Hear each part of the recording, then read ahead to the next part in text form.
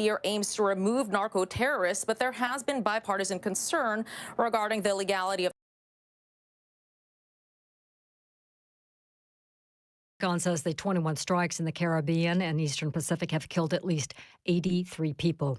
Meantime, the Pentagon's Northern Command is reportedly withdrawing hundreds of National Guard soldiers from Chicago and Portland, Oregon. In just the last 48 hours, Northcom announced that under the direction of the Department of War, it will shift or rethink the size of its operations in Portland, LA, and Chicago. And it says that will ensure citizens are safe and that there is a, quote, long-term presence in each city. Fox's Madison Scarpino. A powerful atmospheric river storm that slammed California has left at least 6 dead and a 5-year-old girl missing. The storm set record rainfall totals and caused flooding and mudslides. Fox Weather's Bain Froney is in Santa Monica. We are expecting more rain this evening and over the next few days as well. We saw over 6 inches of rain in Santa Barbara. That was over the past 3 days, a new record for them. America's listening to Fox News.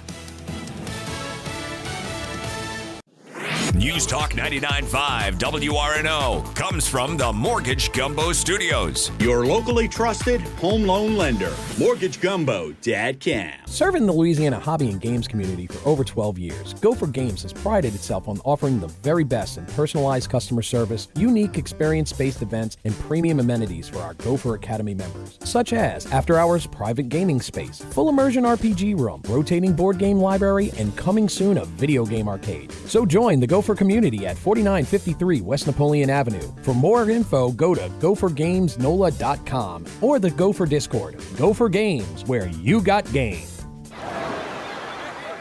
Hear that? That's the sound of your life. Perfectly imperfect. Beating in rhythm to the world you've created. But every time you drive after drinking, the music gets drowned out. Your life sounds pretty great. Don't let a buzz ruin it.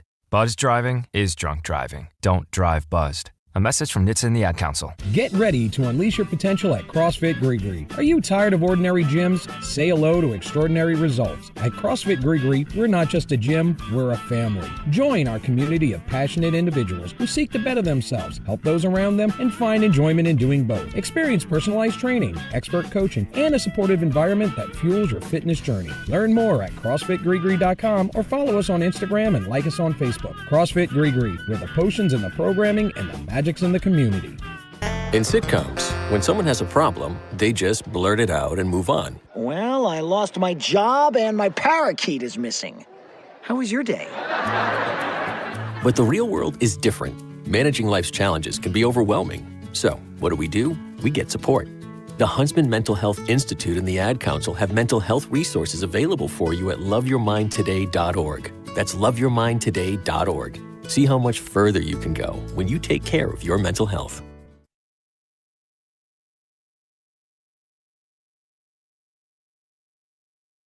Resistance is futile.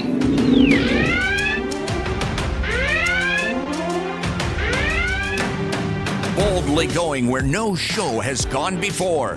This is The Week in Geek with David D. Squared, your source for geek and pop culture news that's trending now. Heard live on News Talk 99.5 WRNO and the iHeartRadio app. Here's D. Squared. Greetings, people of Earth! This is The Week in Geek, your source for geek and pop culture news that's trending now. I'm your host, D Squared, along with DJ and Scungy. And we are live. We're live. We're here. Thus begins the 2-hour extravaganza. Woo! With the three of us. Yes. With all of us. Yeah, in studio. Look, and we got 2 hours and a whole bevy of topics for you tonight. But let me lay out the show for hour 1 and hour 2. We have a guest for each hour. Our first guest, you want to start with the World War II guy or the mountain guy? Let's go with the World War II because you were like really I was pretty stoked on that one. Yeah. Okay, so all right, Bruce Henderson, New York Times best-selling author Bruce Henderson. He's got a new book which is out now called Midnight Flyboys. It's about this group, the squadron of bombers in World World War II that would fly relief and reconnaissance and support missions to the French resistance. And they would paint these B-24 Liberator bombers, the gigantic-ass bombers, our biggest bombers. You just put some black paint on them and go fly over there to France and Nazi-occupied Hopefully they won't see you. Yeah, and they had night flyers with radar-guided weapons and stuff. And so, needless to say, a lot of our boys got shot down, but they were credited with shortening the war by a minimum of 6 months, and they stocked up the French for our D-Day landing. So when they were cutting all the supply lines, communication lines, it would not have been done without these guys. And there's the stories. One of the dudes got shot down, somehow connected with the French resistance, and then joined the French resistance, fought the rest of the war because he got shot down in 43. Wow. For 2 years, he's a member of the French resistance. Ends up getting a couple of Silver Stars, a Congressional Medal of Honor. Dude. So it's awesome. And so the guy hasn't been to the D-Day Museum, but he's got a bunch of World War II novels. And so I might end up reaching out to him again because it's only like a 7-minute interview. There was a bunch of crap I didn't even get to. Yeah. So, but hour 2, we will have Matthew Davis, author of Biography of a Mountain. Biography of a Mountain. Do you ever wonder what mountains think? Well, keep wondering because that's not what the book's about. Oh, I was sitting there thinking it was like, you know what?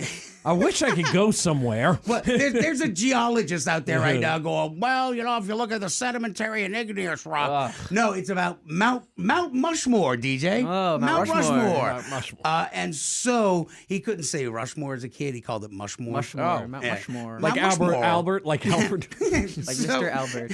So this book, actually, I wanted to punch the author in the face, if I'm being perfectly honest, because you know me. I thought he was just going to be a whiny little bee, and he was not. He actually had some cool points, and he did his research, and there was a treaty that the Americans signed with the Lakota tribe saying that we wouldn't screw with the Black Hills, but then we found gold. Oh, that changes things. So that's why Custer got killed. And he was like, no, I was there scouting for routes through Lakota territory. Sure. There's gold in them there hills. So I was enlightened by him. The guy ended up being pretty cool. The book was pretty awesome. So that'll be an hour 2. Hour dose. Now, normally we would start off with Top Nerd News, but with our new extended format, now we got to take a break in like 7 minutes. So we wouldn't be doing Top Nerd News justice. So we were talking before the show about movies and streaming stuff that we've been watching. And so you finally watched Thunderbolts? Yeah, I finally watched Thunderbolts. And I finally watched Fantastic Four without sleeping. And I haven't seen either, so go me. So I'm planning on seeing Fantastic Four, but I was like, you know what? I didn't watch these in a theater because it's like getting to the theater is a chore. It's a chore. So 5 years later. I watched the Thunderbolts, and I gotta say, I'm actually disappointed that I didn't see it in the theaters because I really enjoyed it. I thought it was much better than I thought. I mean, all of these characters were they were, to Marvel's credit, they're like, these are throwaway characters. People just, we don't care about them and everything like that. But man, it was, Wyatt Russell was fantastic. Everything he said was great. And his nose doesn't look like the old man from Up anymore. Exactly, he doesn't. His nose looked like the guy from Up. They CG it? And it was rather enjoyable. He had some work done. And David Harbour, all I could say is that everything that comes out of that man's mouth is gold. He's like, yes, I am the Red Guardian, yes. So, but I'm asking you haven't seen Daredevil though, right? You haven't, this is the most recent Marvel project you're caught up with? This is the most recent one I've seen. So I haven't seen any of the Daredevils because, as we were saying earlier, man, it's hard for me with that whole Netflix run because I watched Daredevil season 1 and 2, and I'm like, I loved it. And I watched Luke Cage, and I loved it. And I watched Jessica Jones. I'm like, oh my God, this is good. And then I watched Iron Fist. It literally turned me off so much that I'm like, I don't want to watch any more of this crap. I don't care how good Punisher is. I don't care how good the next Daredevil is. The Defenders, or what it was, the Defenders? Yeah, the Defenders. I don't care because Iron Fist turned me off so much. It's just one project can do that, and I feel like really, it's not just the Netflix thing. He was such a wonderful actor, though. I think it's a Marvel thing in general. It's just the one project will will ruin everything. I think that's in the MCU. We also have the same thing. Like I agree. I think Thunderbolts is a movie that would be right up my alley. Like I think it's a very niche kind of vibe that it has. And also, well, you said that Fantastic Four was great. You recently rewatched So like it. I fell asleep in the theater, but I rewatched it, and so it put in some plot holes. That what happened? It's like this movie's garbage. I don't know. It didn't make sense. I did end up enjoying it a little better than I did when I first saw it in the theater. Because when I got out of the theater, I was kind of like meh, because I mean, it was. But I like the character dynamic. I still don't agree with the casting, though. I don't like the casting, and I didn't even like your boy as you don't the like Human Pedro. Torch. You don't like Eddie from Stranger Things. Yeah. Look, and it's not a knock on him or his acting ability. He just didn't almost look like him, but I did like him in things back and forth. Well, it's always been one of the best dynamics. It wasn't like Chris Evans and your boy from The Shield, where like he was a total d-bag to him. Yeah. He was genuinely like he would razz him, but it was like brotherly razzing where he starts growing a beard. He's like, hey, it actually looks pretty good. He's like, really? Like some little heartfelt moments. There were a few things with Pedro and his wife, Sue Storm. That I was kind of like, all right, they're really good. And I saw the actors, but I mean, in my mind's eye, it never settled with me. And I think that's what it was. And then, dude, your boy who plays the Underminer, I forgot what Mole Man. Yeah. From Rathlisberger. Roethlisberger. Not He's a quarterback for the not Steelers. Rathlisberger. Oh my God, Cliff from Cheers. No, that's Ratzenberger. But that's who played the Underminer. No, I'm sorry. The Mole Man. You haven't seen Fantastic Four, but he played the dude from Cobra Kai. Wait, so you haven't seen Fantastic Four yet either? Yeah, I haven't seen that one. So, your boy who your favorite he's actor. He's done a whole bunch of stuff. Yeah, like he was in that Press Your Luck movie. Well, long story short, his character was okay, but like he was weird. He didn't fit in the overall scheme. It was a plot thing for him, but he took me out of the movie. And as much as I love that dude, I was just kind of like, all right, bro, get off the screen, man. Wow. The biggest thing is people aren't going to the movies. People aren't going to go see these movies. I have been telling people to go to the movies, and I've been telling people to go see Predator Badlands, and I've been telling them to go see Running Man, and so I had to listen to my own advice. So I went and saw 2 movies this weekend. And look, at a point, it's kind of making me realize, like, we have Daredevil, and we also have Fantastic Four on streaming. I don't want to see these things streaming either. Like, sure, I love the entirety of Daredevil. I watched the entire thing, seasons 1 through 3, and I was so excited for this new one. Right. I just haven't cared to go see it. I'm waiting for a catalyst for like something like Spider-Man to come out and me being like, all right, now I need to catch up. I think that's kind of what a lot of fans are doing. Are you waiting for another 2 years for Into the Spider-Verse Part 3 to come out? Is that what? I'm talking about the MCU here. I'm saying that nothing. A lot of things in the MCU, how it used to be, was I'm watching this movie because I'm excited for the next one. Because this thing is going to be important for the next movie. Yeah, At this point, I don't care about the next movies. The next movie that I care about is Spider-Man. So I'm going to wait to watch Daredevil until I actually have to care about it. You know what I mean? That makes sense. They did the teaser at the end of Fantastic Four, and it was Doom. Yeah, I saw that. And so, like, I was like, all right, cool, because I love Doom.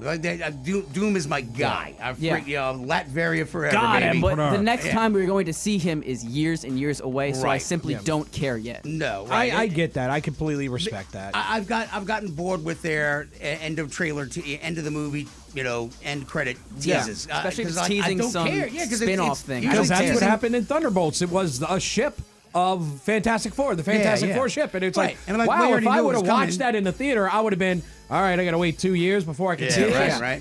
All right, this is the Week in Geek, Hour 1. So when we come back, we'll kick off Top Nerd News. We got some Fallout news, Super Mario Galaxy, a lot of stuff for y'all. All that and more, and we have 2 wonderful guests. This is the Week in Geek with D Squared on News Talk 99.5 WRNO.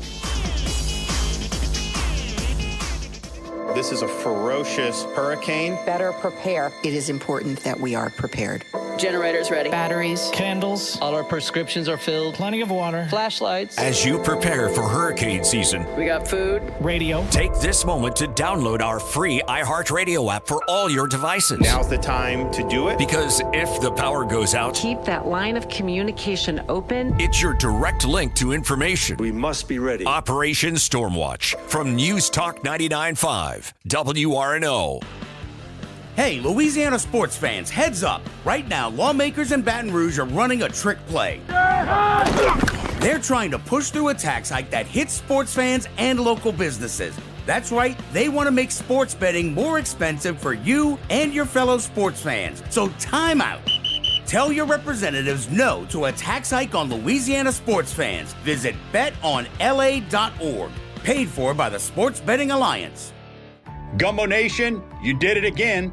Thank you. 10 plus years on air, Mortgage Gumbo Dadcam has grown because of your trust in me as your local preferred lender with all your home loan needs. My recent recognition as a national top lender is awesome, but being your local lender is what matters to me and why I'm so thankful. I promise to continue to earn your trust in making your needs my priority. Visit MortgageGumbo.com. Hey, Louisiana, how are you stopping litter?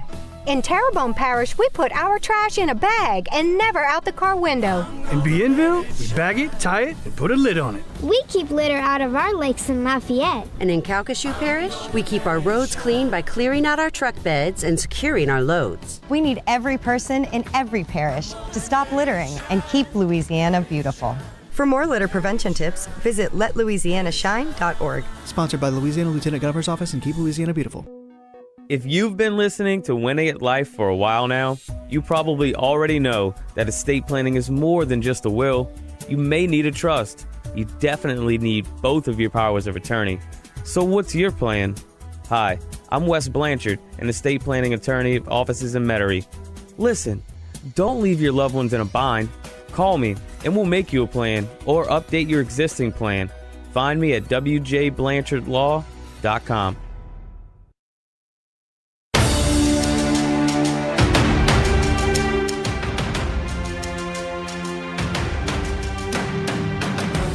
Yeah, this is Sam J. Jones Flash Gordon, and you are listening to The Week in Geek. You better be listening. I will hunt you down, and I will find you.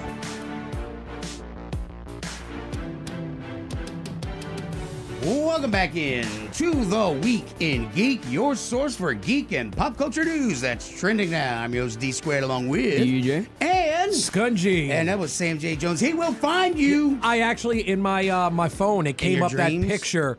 I took a picture of Brian interviewing him at that con. It came across my feed like 2 days ago. I know. Every now and again, Facebook's like, hey, remember your dead friend? Here he is again. It's like, thanks, Facebook. Thanks, Facebook. You're the best. All right. So, look, let's get straight into... Fallout? Question mark? Fallout? Question mark? No, not that. Not that. We're going to do this. Hey. There you go. And now, your top nerd news stories We're from around professionals. the world, brought to you by the Viridian Tea Company. Find them on Etsy. And now, your top nerd news stories. All right, top nerd news. Topping us off. Fallout? Hey, Fallout. Let's do Fallout. Fallout. Wait, I got it right. Fallout. All right, the gang is back together now with Fallout coming on Prime. Here we go. Oh, wait, let me pause it. Now, if you want to watch along, we are streaming live right now on the Facebook page, The Week in Geek Radio Show. Also on Twitch at Twig Radio and the, Twig _ radio on Twitch. You gotta get that underscore in there. On the YouTube at, you got to put the little at sign, Twig Radio. So, And then all of our podcasts will be automatically uploaded on YouTube. So if this dingus doesn't do his job, YouTube does it for him. Yes, which I've found out like firsthand. And you can watch it. You can come see us, man. Yeah. Because our sponsors want to actually watch the show. What? That's crazy talk. Well, speaking of our sponsors, though, we're going to keep teasing Fallout, but next week we are going to be live in the flesh at Game On Social Hub. Ooh, in Canada, bro. Fun times. Everybody come out. We're gonna have have stuff to give away. We're going to have game cards from Go for Games. We're going to have gift certificates for Go for Games. We're going to have game cards for Game On, and then we're going to have Pokemon cards from Poke-Nola. Probably the most reliable way to get Pokemon. And we're going to do it. We're going to big 25. Yes, because if you go to most stores, they're going to be like, what? Yeah, we have more Pokemon than your local card shop. Exactly. So come out. Get your Christmas shopping done early. Get your ass over to Game On Social Hub next weekend because the Saints play at 3 o'clock. And we are in downtown New Orleans, literally across the street from the Superdome and the Smoothie King Center. We cannot be here for that. Yeah, it's a pain in the old rear to park and get in here. So we're going to be live at Game On Social Hub next week. But then we're going to be back in December as well. Yes, we're going to do a game in December, and it's going to be great. And since we're 2 hours, let everybody know we're going to be giving prizes away both hours at the break of the first hour, and then when we're finished. So you know what? If you didn't win that first hour, hey, stay around. You can still win again. Yeah, so get your Christmas shopping done early and be like, look, I heard about this wonderful game shop called Go For Games, and I bought you this wonderful gift certificate. Exactly. They won't know. And guys, be cheap. This is the season to be cheap. And if you get free stuff, give it away. Whatever you do not leave before the raffle. Yeah, don't leave before the raffle. Go get your prize. Oh, dude, like there's always like 4 or 5 tickets that are left there. Yeah. But nope. Yeah. Yeah. Okay. All right. So back to Fallout Season 2. You can watch along with us. Hey, the king. Hey, it's Upa.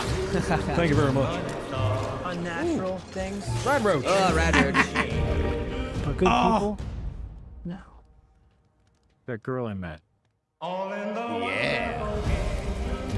I would be a good person too if I grew up in some cozy little impenetrable home. Yeah. I would have to steal and stab and fib all the goddamn time just to get by. And who said fib?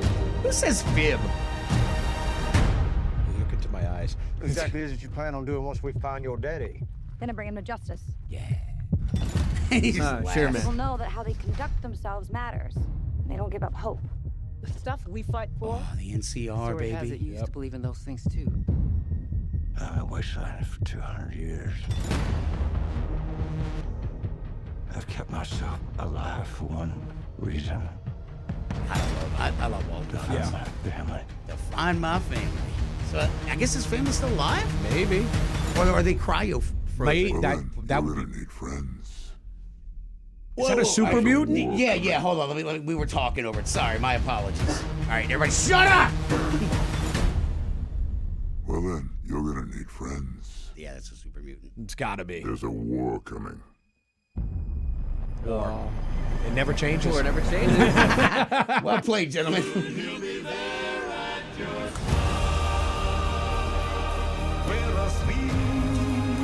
Fancy suit. Oh, they left. I understand we're discussing a civil war. I must not have gotten my invitation. I love him. He's so great. Yeah.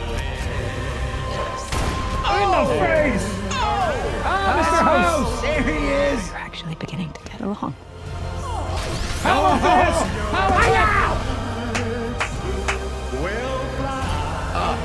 Macaulay Culkin? Whoa! Oh! He killed a mouse! Try again. Hey, it's a lab rat. That's what you're supposed to do with lab rats. All right, hold on. Macaulay Culkin. We gotta go back. I have a theory about Macaulay there he Culkin. is. Look at his outfit. Oh, is he Kaiser? I think he's Kaiser's son. Oh! From Legion? Yeah. Oh, that's my theory God. because I think it's been a minute since the New Vegas game in like the timeline or whatever. So I think this might be Kaiser's son. Dude, putting that out there. If I'm right, you owe me. I don't know.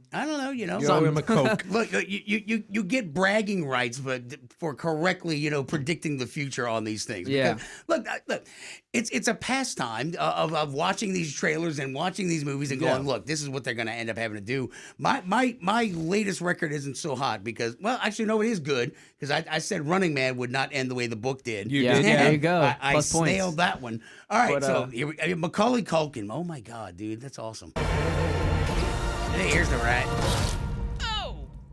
And it exploded. But I wonder what he's testing. I don't know. Here's the question. Oh, the Tyrannosaurus. Yeah. Dog meat. So they're walking up to the gates of New Vegas. Yeah, I saw that. That's the New Vegas gates, yeah. So this is Vegas, huh? Oh, that looks so awesome. I'd ask why my dad ran into a den of monsters, but he'd probably just tell me to shut the fudge up. She's so innocent. I swear, December 17th, baby. God, we got so much stuff going on in December for streaming, man. A month. This looks only a month. Phenomenal. Like I remember liking the first season a lot. Yeah. They're gonna top it with this one. I can already tell. So good, and that's impressive how they're gonna even be able to do that. All right, so let's do this one. Sam Rockwell has got a new flick. I have it muted, so I need to sync this up because there's a lot of naughty words. There in is. It. So, but it is entitled "Good Luck, Have Fun, Don't Die." Love them. Some raggedy. This isn't a robbery. I am from the future, and all of this goes horribly wrong. Homeless. He does. I come from a future which is totally and completely. Oh yeah, that guy just sitting in VR on the street. Are any of you even listening to me? You look homeless, bro. Two. I come from a nightmare apocalypse. This is the height of fashion. Gore Verbinski, the What we're dealing dude. with doesn't interface with reality. Oh, so this is a movie where it's like technology bad. The Ring Pirates of the Caribbean. Rango, I love Isn't that a it. thing already?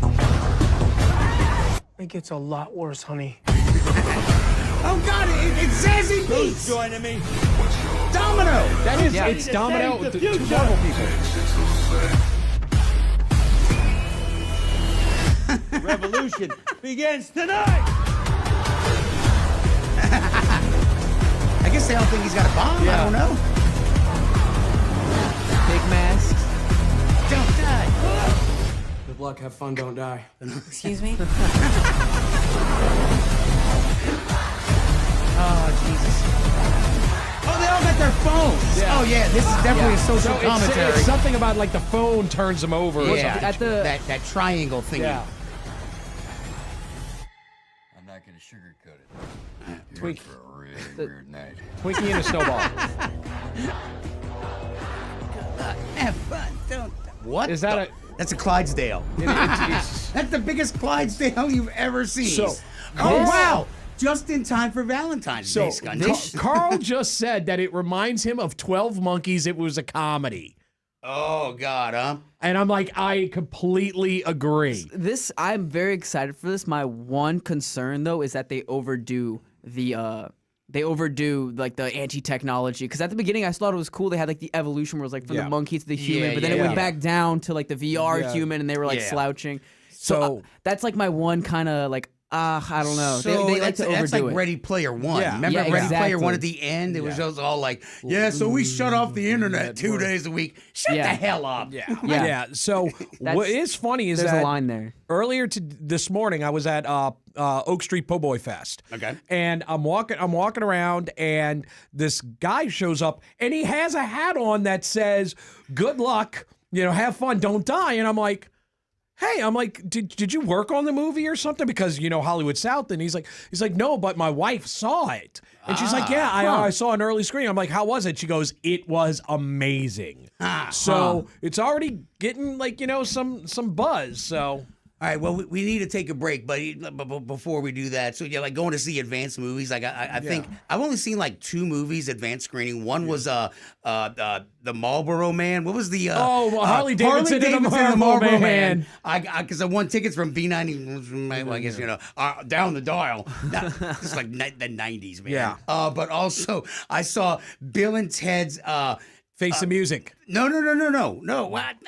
That doesn't count. I'm talking about I won the tickets from a radio station. It was the one where they Bogus Journey. Bogus Journey, and it screwed up in the middle of the movie. It stopped. They're like, well, here's a ticket to come back. I'm like, okay. Back then it was just like, I'll just wait. Yeah. Didn't you also see Mummy, the Tom Cruise one early? I did, yeah. That counts. He was trying to downplay. Yeah. He's ashamed. That's still a movie that iHeart exists. locally sent me to it, and then they're just like, and I even had like reserved seating. I know it came with an awesome pen though. You got to with a cool pen. And they had a cool little notebook though. Yeah, I remember that. It's the best thing that come out of that Robert movie. Nagel used to get me tickets all the time to those early screenings at the Galleria. Yeah. All right, this is The Week in Geek. When we come back, we've got Super Mario Galaxy movie. Oh my God! And Cold Storage. I can finally play the trailer with Steve from Stranger Things. Yeah, Joe Keery. And Liam Neeson, because every other word is not the F-bomb. All right, this is The Week in Geek with D Squared on News Talk 99.5 WRNO. Serving the Louisiana hobby and games community for over 12 years, Gopher Games has prided itself on offering the very best in personalized customer service, unique experience-based events, and premium amenities for our Gopher Academy members, such as after-hours private gaming space, full immersion RPG room, rotating board game library, and coming soon a video game arcade. So join the Gopher community at 4953 West Napoleon Avenue. For more info, go to gophergamesnola.com or the Gopher Discord. Gopher Games, where you got game. Hear that? That's the sound of your life. Perfectly imperfect. Beating in rhythm to the world you've created. But every time you drive after drinking, the music gets drowned out. Your life sounds pretty great. Don't let a buzz ruin it. Buzz driving is drunk driving. Don't drive buzzed. A message from NHTSA and the Ad Council. Get ready to unleash your potential at CrossFit Grigri. Are you tired of ordinary gyms? Say hello to extraordinary results. At CrossFit Grigri, we're not just a gym, we're a family. Join our community of passionate individuals who seek to better themselves, help those around them, and find enjoyment in doing both. Experience personalized training, expert coaching, and a supportive environment that fuels your fitness journey. Learn more at CrossFitGrigri.com or follow us on Instagram and like us on Facebook. CrossFit Grigri, where the potions and the programming and the magic's in the community. In sitcoms, when someone has a problem, they just blurt it out and move on. Well, I lost my job and my parakeet is missing. How was your day? But the real world is different. Managing life's challenges can be overwhelming. So, what do? We get support. The Huntsman Mental Health Institute and the Ad Council have mental health resources available for you at loveyourmindtoday.org. That's loveyourmindtoday.org. See how much further you can go when you take care of your mental health.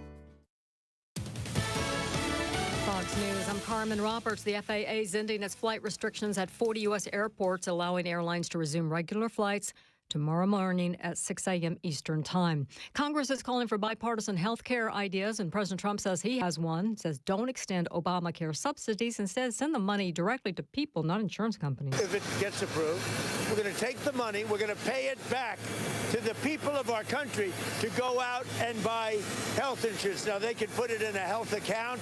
We can do it a lot of different ways. The president speaking to reporters in Florida tonight. Pentagon says it struck another suspected drug boat in the Pacific, killing 3 people. They say that this vessel was being operated by a designated terrorist organization and that intelligence confirmed that the vessel was involved in illicit narcotics smuggling. Fox's Madeline Rivera. America's listening to Fox News.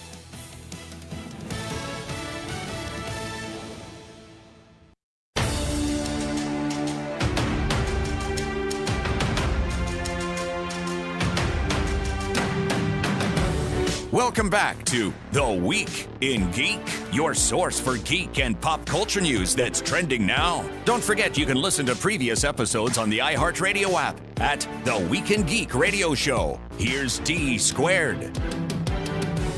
Welcome back in to The Week in Geek, your source for geek and pop culture news that's trending now. I'm your host D Squared along with DJ and Scunji. And as always, we want to strongly urge you to check out our Facebook page where we're streaming live right now, The Week in Geek Radio Show.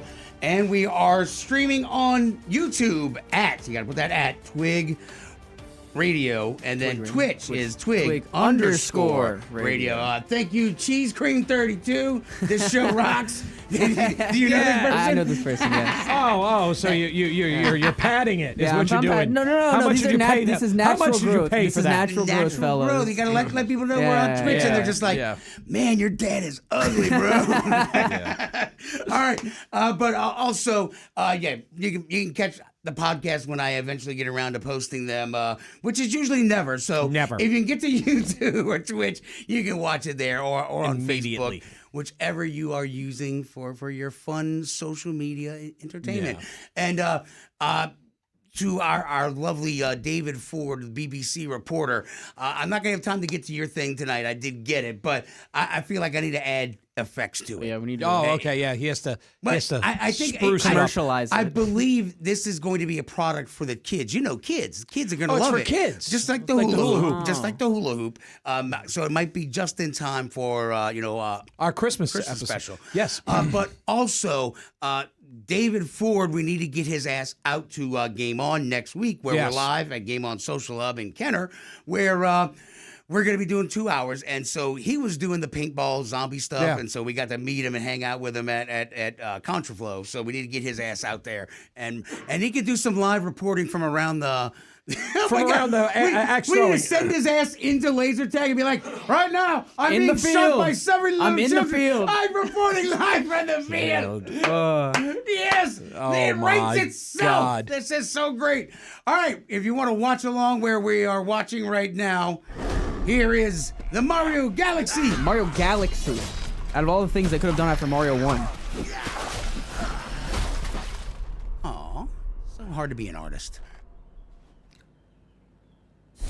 That's what it needed. It needed that. He's like, oh my God, I did it. I'm a genius. My masterpiece. Dead Mario. You wanted to see us? Don't move, I'll be right up. Sipping the soup, cleaning the paint, boodle-doo, boodle-doo, and also trim the bonsai bush. Here we go. Oh, he's a genuine artiste. Hey, Luigi. What's up, Mario? Behold, I made a masterpiece for Princess Peach. What do you think? That's good. Love the colors. It's trash. Whoa. How dare you look at my masterpiece and say that? I'll burn the skin off your bones. Wow.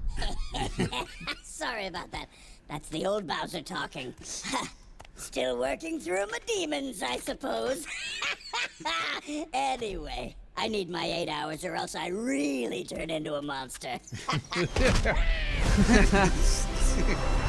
This April, coming to a theater near you. Another cheap money grab from Nintendo.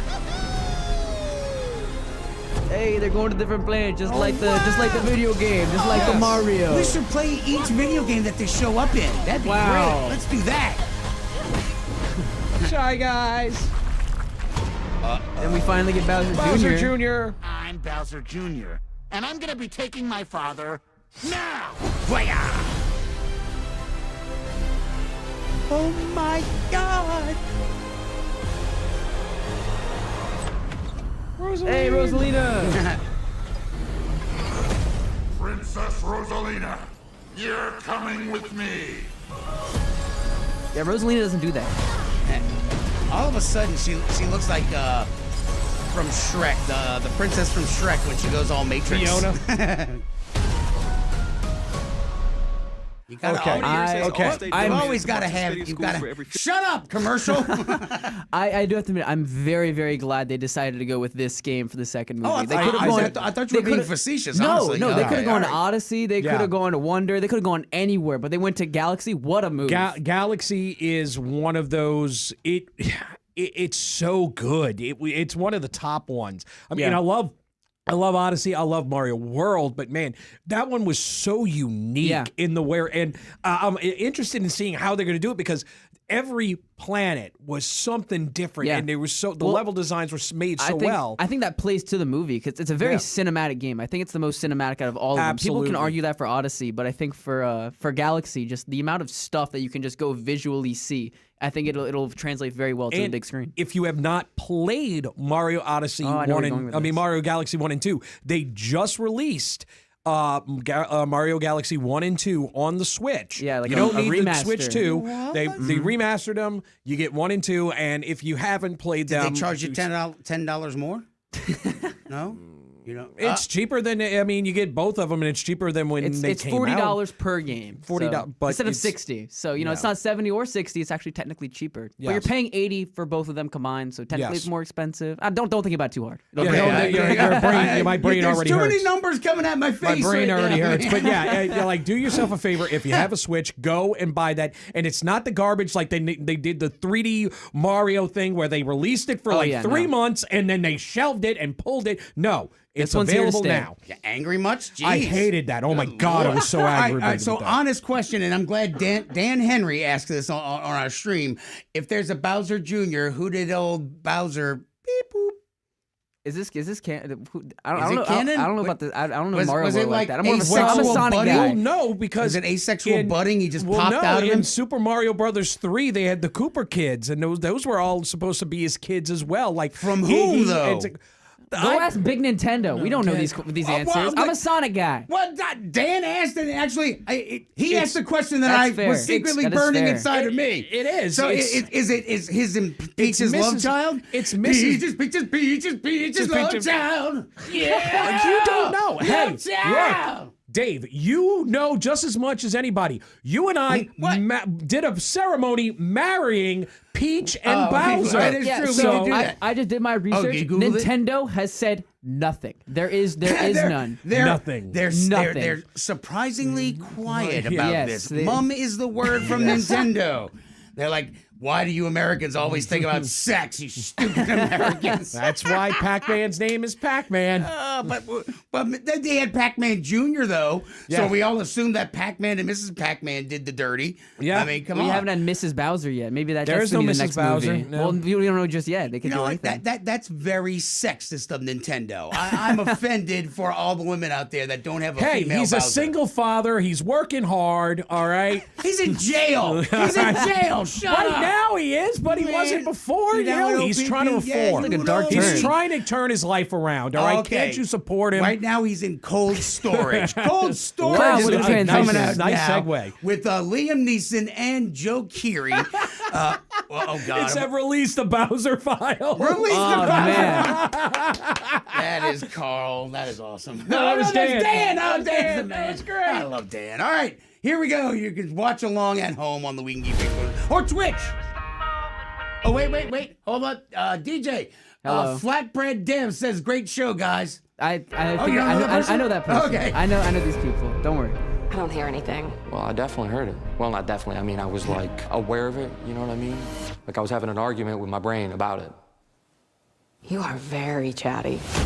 He's lonely. He works at a storage plant. This place was military storage back in the day. You want to open it? Nope, I'm good. Nope. Hard pass. Hard pass. We're getting a temperature breach alert from a decommissioned facility. Some of us have encountered this before. We created a new species. That can't be I don't good. feel so good. And it exploded. He had a bad day. I gotta get out of here. Go on, Granny. This thing is spreading. It's Are you kidding me? Yeah. That's fungus. Fungus among us. Let's spread.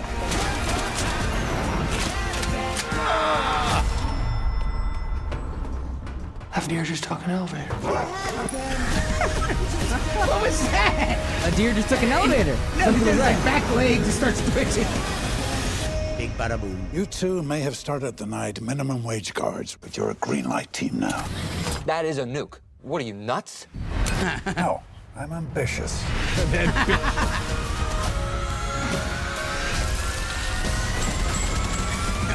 I don't know how. I don't know when. I will find you. Not natural.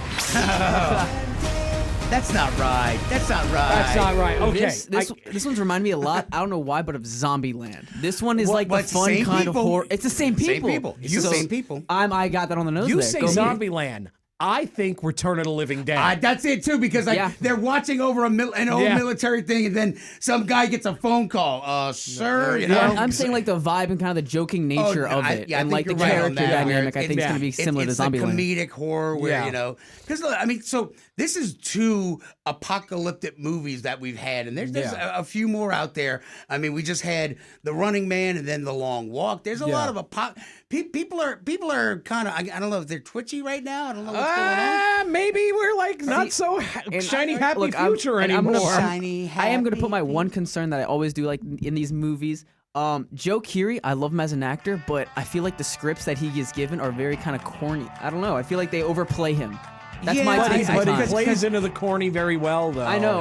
Yeah, so but you don't want to get he's very pigeonholed. relatable, but I think they try to over-relate him. Yeah, So I'm scared about that. But I liked agree. him in that one scary movie he did, a horror movie where he was like the Uber driver who was evil and like kidnapped people. No, what are you talking about? I'll put you on that later. All right. Okay. All right. Well, this is the Week in Geek. When we come back, we have Bruce Henderson, New York Times best-selling author of Midnight Flyboys.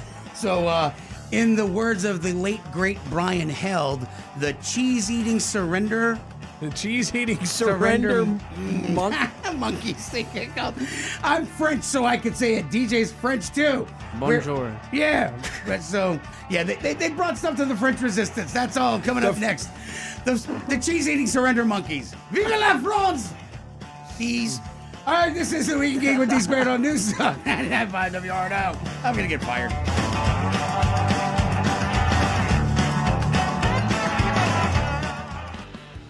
Hey, Louisiana sports fans, heads up. Right now, lawmakers in Baton Rouge are running a trick play. They're trying to push through a tax hike that hits sports fans and local businesses. That's right, they want to make sports betting more expensive for you and your fellow sports fans. So time out.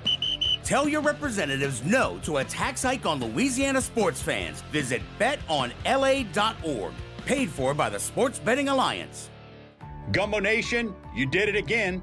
Thank you. 10 plus years on air, Mortgage Gumbo Dadcam has grown because of your trust in me as your local preferred lender with all your home loan needs. My recent recognition as a national top lender is awesome, but being your local lender is what matters to me and why I'm so thankful. I promise to continue to earn your trust in making your needs my priority. Visit MortgageGumbo.com. Hey, Louisiana, how are you stopping litter? In Terrebonne Parish, we put our trash in a bag and never out the car window. In Bienville, we bag it, tie it, and put a lid on it. We keep litter out of our lakes in Lafayette. And in Calcasieu Parish, we keep our roads clean by clearing out our truck beds and securing our loads. We need every person in every parish to stop littering and keep Louisiana beautiful. For more litter prevention tips, visit letlouisianashine.org. Sponsored by the Louisiana Lieutenant Governor's Office and Keep Louisiana Beautiful.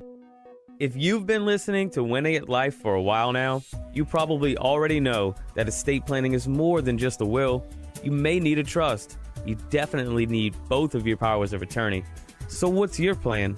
Hi, I'm Wes Blanchard, an estate planning attorney of offices in Metairie. Listen, don't leave your loved ones in a bind. Call me and we'll make you a plan or update your existing plan. Find me at wjblanchardlaw.com.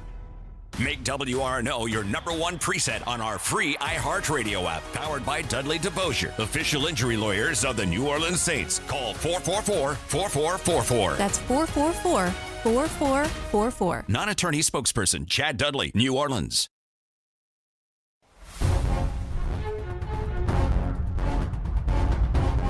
Everyone listen! No one quits! This is Casper Van Dien, Johnny Rico from Starship Troopers, and you're listening to the Week in Geek radio show! Come on, you apes! You want to live forever? Kill them all! You know what to do! Service guarantees citizenship! Welcome back into the Week in Geek, your source for geek and pop culture news that's trending now. I'm your host, D Squared. Let's go to the guest line. A new book out now entitled Midnight Flyboys. These clandestine missions in World War II to help the French resistance that I talk about is the author Bruce Henderson. Bruce, how are you doing today, sir? Doing good. Thank you, D Squared. All right, man. So look, let's talk about Operation Carpetbagger, man. Yeah.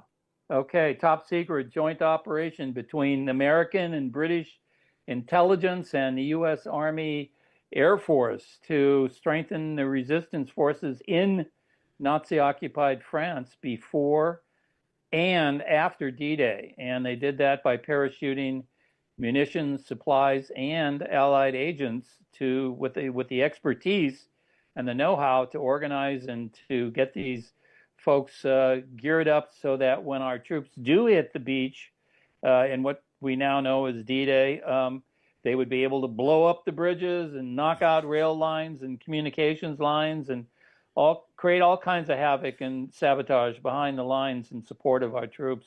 So now, this is what kind of blows my mind, though. Why did we use B-24 Liberators, giant-ass bombers, and doing low-level runs, even though they painted them black, but the Luftwaffe had friggin', radar and night fighters? Like, why did we put these poor guys in Liberators?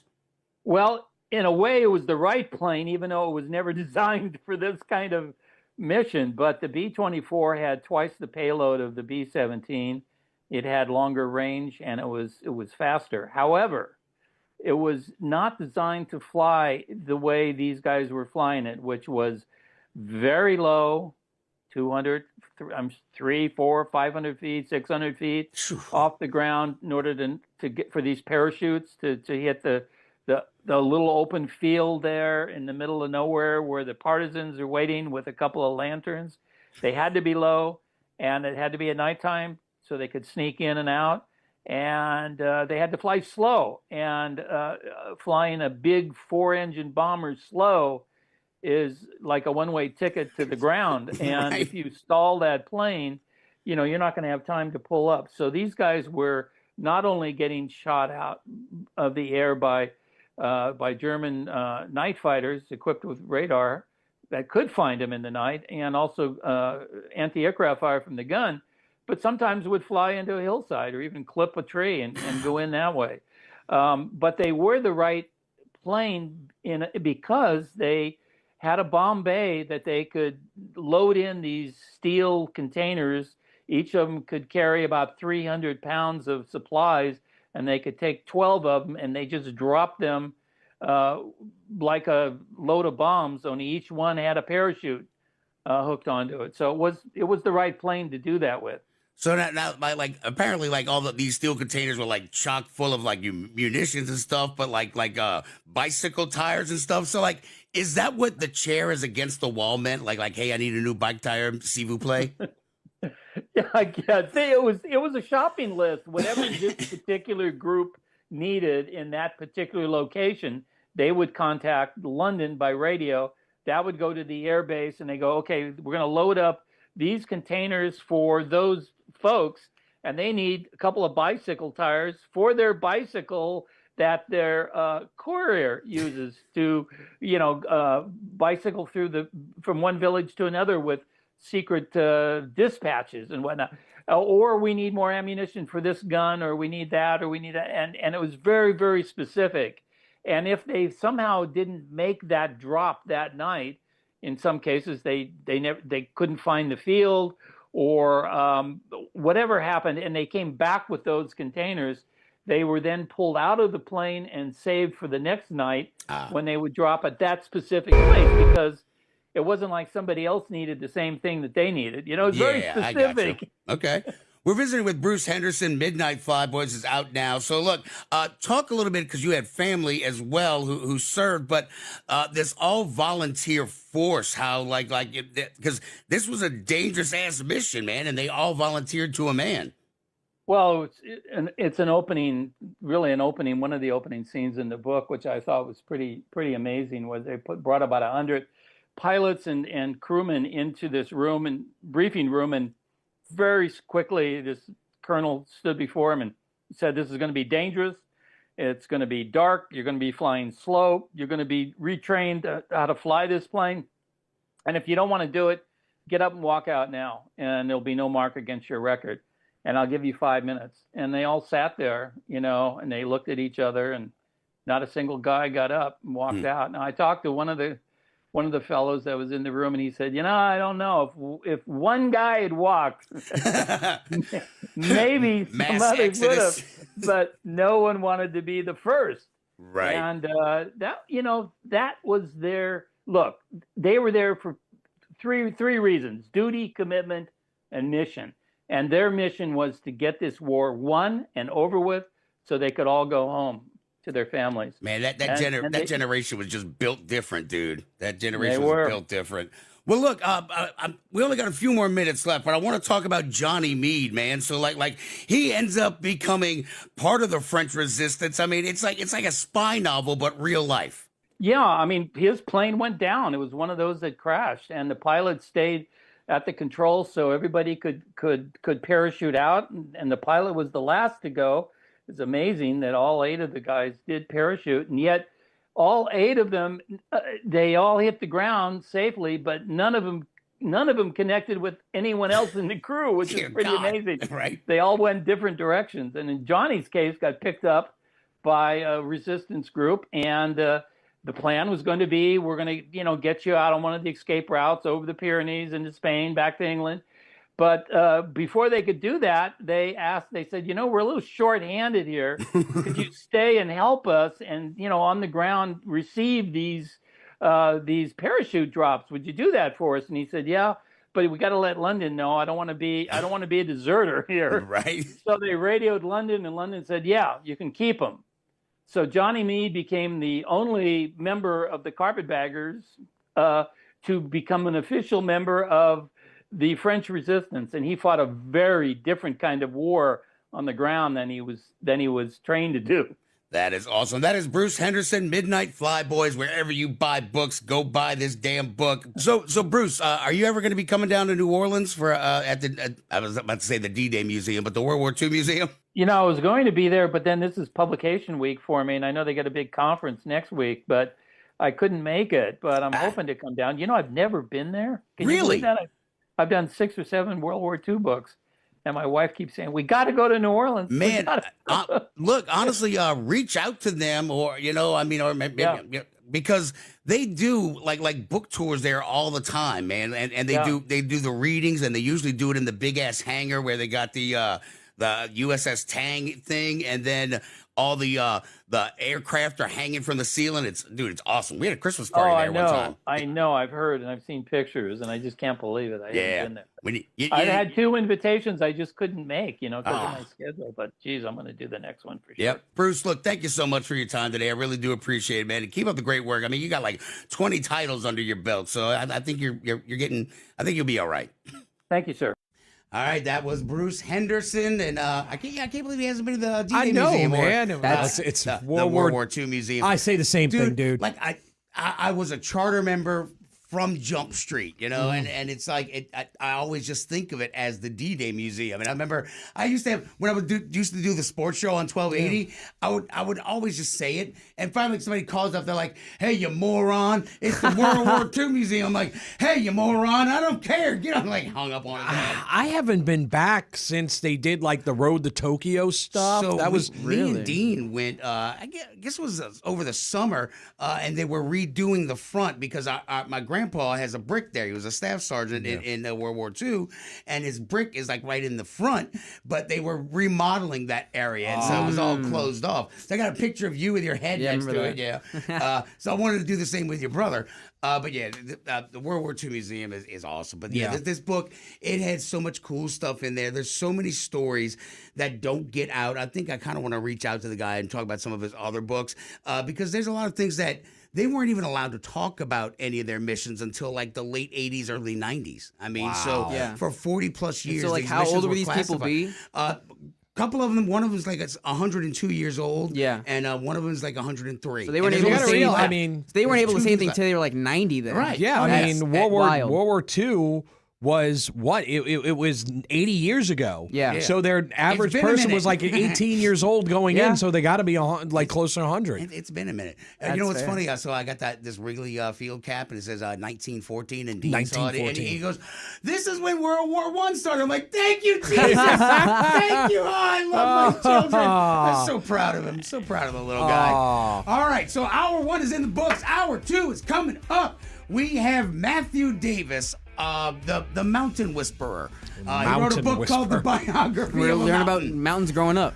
Yeah, you like mountains? We got tons of mountains. No, it's talking about Mount Rushmore and some of the people that were involved in making it and some of the history behind it that I didn't know. So, hey, you see, first I thought I wanted to murder him. Then I'm like, all right, you're cool. You're good people. So that's coming up next, and then we've got a whole the Steam Machine. Yeah, the Steam Machine. Yes. Yeah. We also want to talk a little bit about Shogun Season 2. Oh, God, Alien Earth Season 2. Alien Earth Season 2. Wait, don't hold your breath on that one. It's going to be a minute. But yeah, I'm just, we'll get out of that in hour 2. All right, this is The Week in Geek with D Squared on News Talk 99.5 WRNO. Stick around through the news. We'll be back with hour 2. WRNO FM, New Orleans, #1 on your presets, in your car, and the new and improved iHeartRadio app. Free never sounded so good. An NFL player shot and critically wounded. I'm Roger Stern, Fox News. Jets cornerback Chris Boyd was shot and in critical condition. Here's Fox's Connor Hansen. A Jets spokesperson acknowledged to Fox that Chris Boyd was shot and taken to the hospital. It reportedly happened around 2 a.m. in Midtown Manhattan. The Jets not providing many more details. In a statement to Fox, the team said, quote, "We are aware of the situation involving Chris Boyd and will have no further comment at this time." The NYPD says they responded to the address of a restaurant called Say Less. Police not naming Boyd, but say a 29-year-old man was shot in the abdomen. They say he is in critical but stable condition. He was taken to Bellevue Hospital, where people with serious gunshot wounds are typically brought. A friend tells the New York Post that Boyd is doing better. Protests erupting in North Carolina as the DHS launches Operation Charlotte's Web, targeting illegal migrants in the Tar Heel state. Here's Fox's Madison Scarpino. CBP Commander Gregory Bovino wrote on X that 81 arrests were made in roughly 5 hours. He says many of the people arrested had, quote, significant criminal and immigration history. DHS says they're targeting criminal illegal aliens in order to protect Americans. Despite all of that, many Charlotte residents and local officials say these operations are causing, quote, unnecessary fear and uncertainty. Hundreds gathered to protest the operation yesterday, as many protesters are saying people are now living in constant fear. Local police say they're not involved in the roundups. U.S. military destroying another boat it says was carrying drugs, killing 3 people, this one in the Eastern Pacific. The Pentagon provided no evidence to back up its claims. Critics say these attacks are illegal. America is listening to Fox News. Kick off Christmas with our iHeartRadio holiday special, Wednesday, November 26th, starring Goo Goo Dolls, Gwen Stefani, Lady A, Meghan Trainor, Pentatonics, Taylor Momsen of the Pretty Reckless, and more. Hear it on the free iHeartRadio app's Holiday Seasons Radio, November 26th at 7 p.m. Eastern.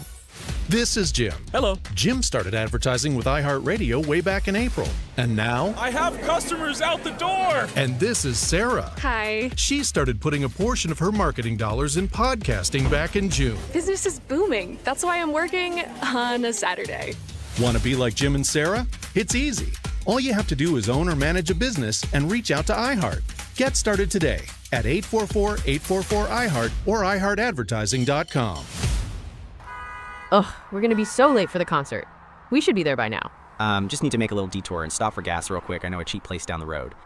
Are you serious? We're gonna miss the show because you're driving out of the way for cheaper gas? Just use Upside. What's Upside? Upside is great. It's a free app that gets you cash back when you buy gas. Wait, you mean I can get money back just for buying gas? Really? Yep, and it really works. I've actually made around $200 this year already. Now pull over so you can download Upside before we miss the concert. Pulling over. You had me at $200. Download the free Upside app now to earn cash back when you buy gas. Use promo code RING to get an extra 25 cents per gallon on your first fill-up. You can cash out anytime, right to your bank or as a gift card. Download Upside and use promo code RING for a 25 cents per gallon bonus on your first tank. That's code RING for a 25 cents per gallon bonus. Use promo code RING. Offers vary by user and location. Go to upside.com for terms and conditions. This is the time of the year most of us are checking off our holiday gift list. Identity thieves have lists too, and your personal information might be on that list. Protect your identity with LifeLock. LifeLock monitors hundreds of millions of data points every single second and alerts you to the threats you could miss yourself. If your identity is stolen, your own U.S.-based restoration specialist is going to work to fix it, guaranteed, or your money back. Make this season about joy, not identity theft, with LifeLock. Save up to 40% off your first year at LifeLock.com with the promo code BECK. Terms apply. An official message from Medicare. Medicare plans change from one year to the next. And this year, it's important for you to review your current coverage and compare all your options during Medicare open enrollment. Compare health plans, drug coverage, and costs. See if you can save some money, and don't forget to make sure your drugs are covered.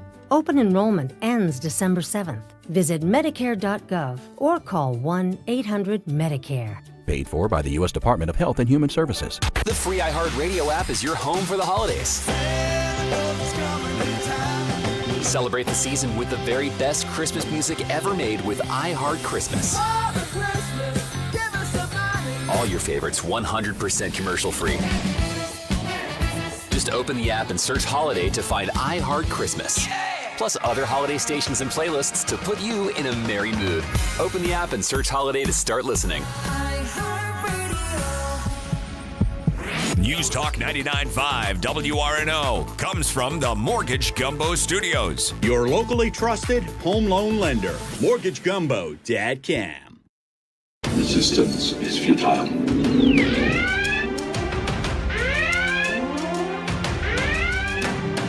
Boldly going where no show has gone before.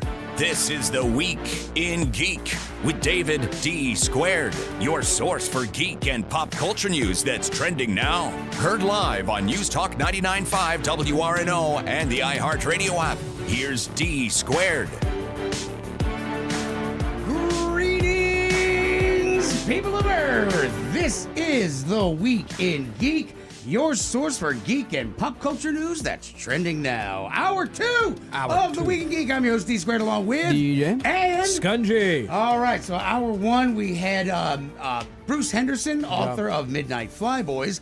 This hour, we're going to be talking with Matthew Davis, author of Biography of a Mountain, and a lot of interesting history about Mount Rushmore. Okay. And so, apparently it was the same guy who did Stone Mountain in Georgia, one of your personal favorite monuments, right? No. You don't like Stone Mountain? No. Stone Mountain? No.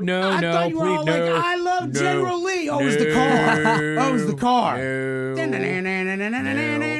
I would like to say that I am Scungy's not always associated in waxing any way, poetic. shape, or form. I remember the good old days when people knew their places. He says that all the time to me. It's so strange. Like, oh my God. You're antiquated. You're gonna ways. get me Hear this shot. guy off the air, man. Yeah, Jeez Louise. Scungy and his antiquated ways and thoughts. So, Oh Bruce my I'm God. sorry, Matthew Davis will be our I hate guest. you so much. Hey, you know what? I'm here for you, pal. All right, I'm here for you. And so now we are streaming live on the Facebook page, The Week in Geek Radio Show, on Twitch. DJ, I'm losing my voice. You do On that. Twitch, Twig_radio. Come follow us on Twitch. You'll get a little thing on screen that says you followed now. Yeah, we just changed that. Yeah, so go follow us there. Yay. Then on YouTube, we're also live, but you can also watch our podcast there if he forgets to upload it. Which will happen. at little at symbol Twig Radio. So there you go. Yeah, Go follow us. All right. So now I guess we were deciding all the stuff that we had to talk about. We had like some Shogun news. Yeah. We've got some what was that? The aliens news, but I'm stalling because I'm trying to pull up this one piece of music as it loads. I'm sitting here just talking. But we also have Steam news, some big Steam and Valve news. We got Star Trek news. We also have Star Trek. What news do we have?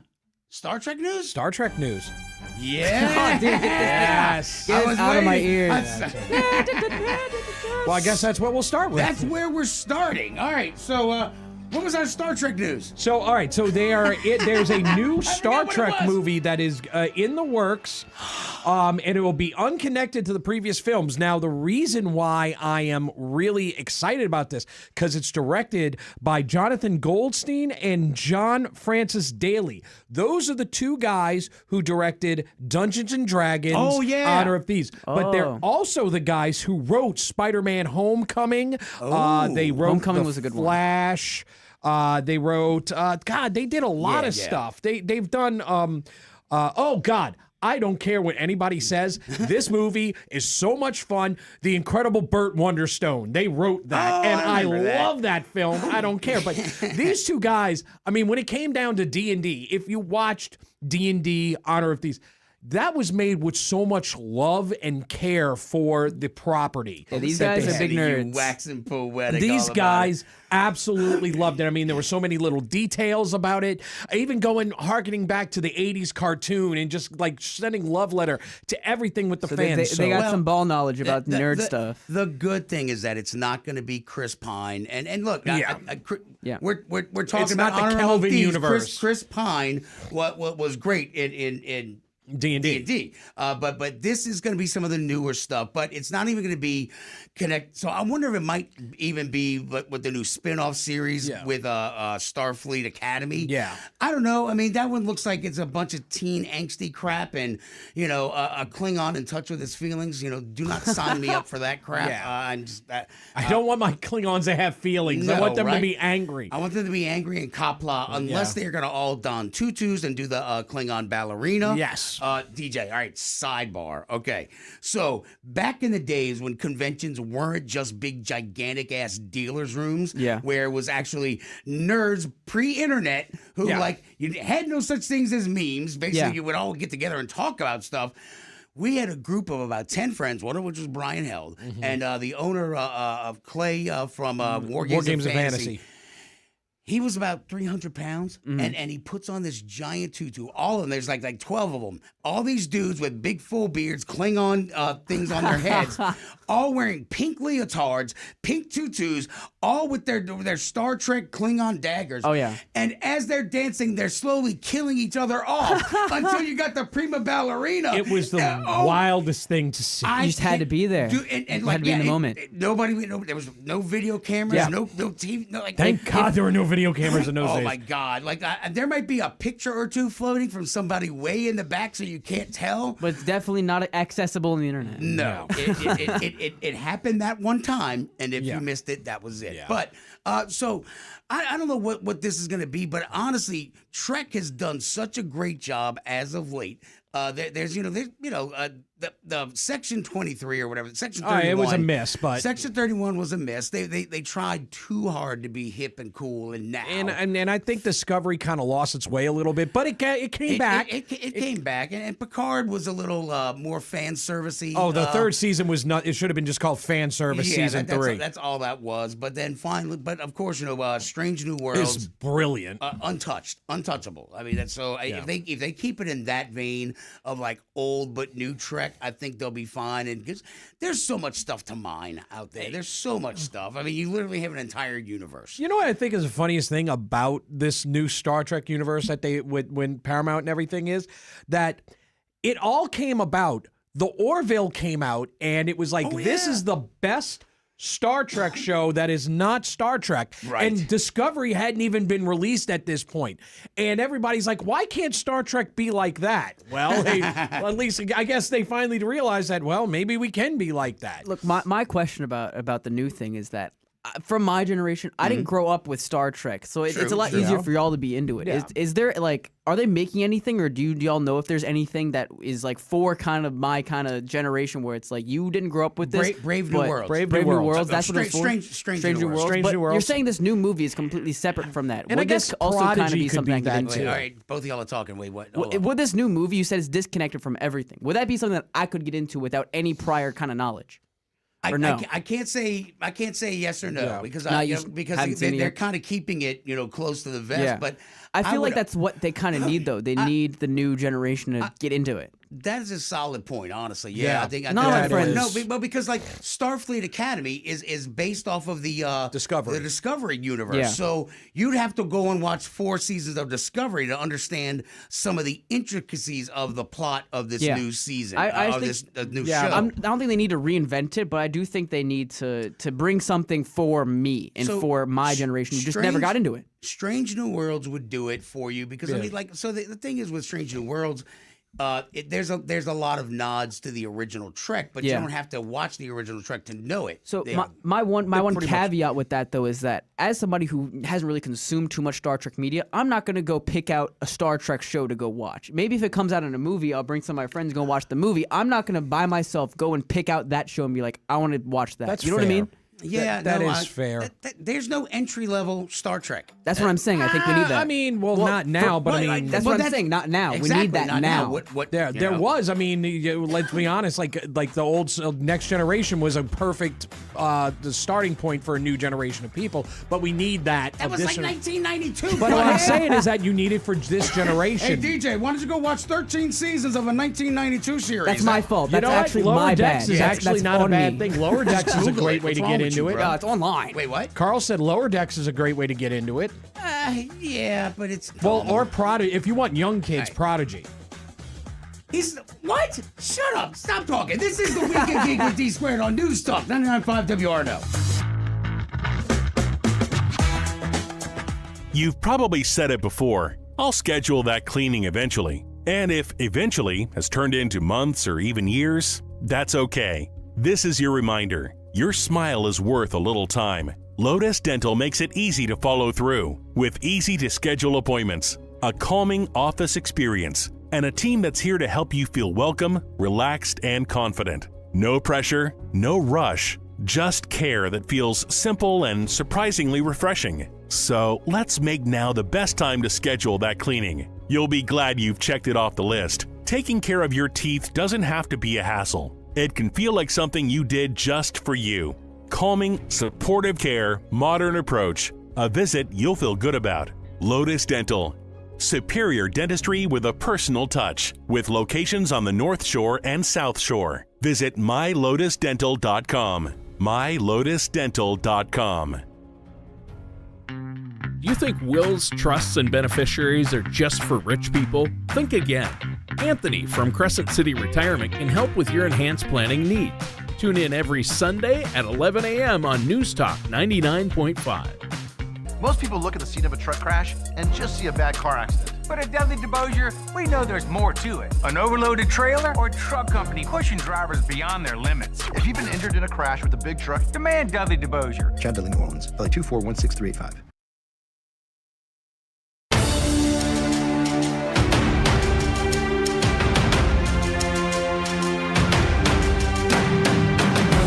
Welcome back to the Weekend Geek, your source for geek and pop culture news that's trending now. Like them on Facebook at The Weekend Geek Radio Show. Here's D Squared.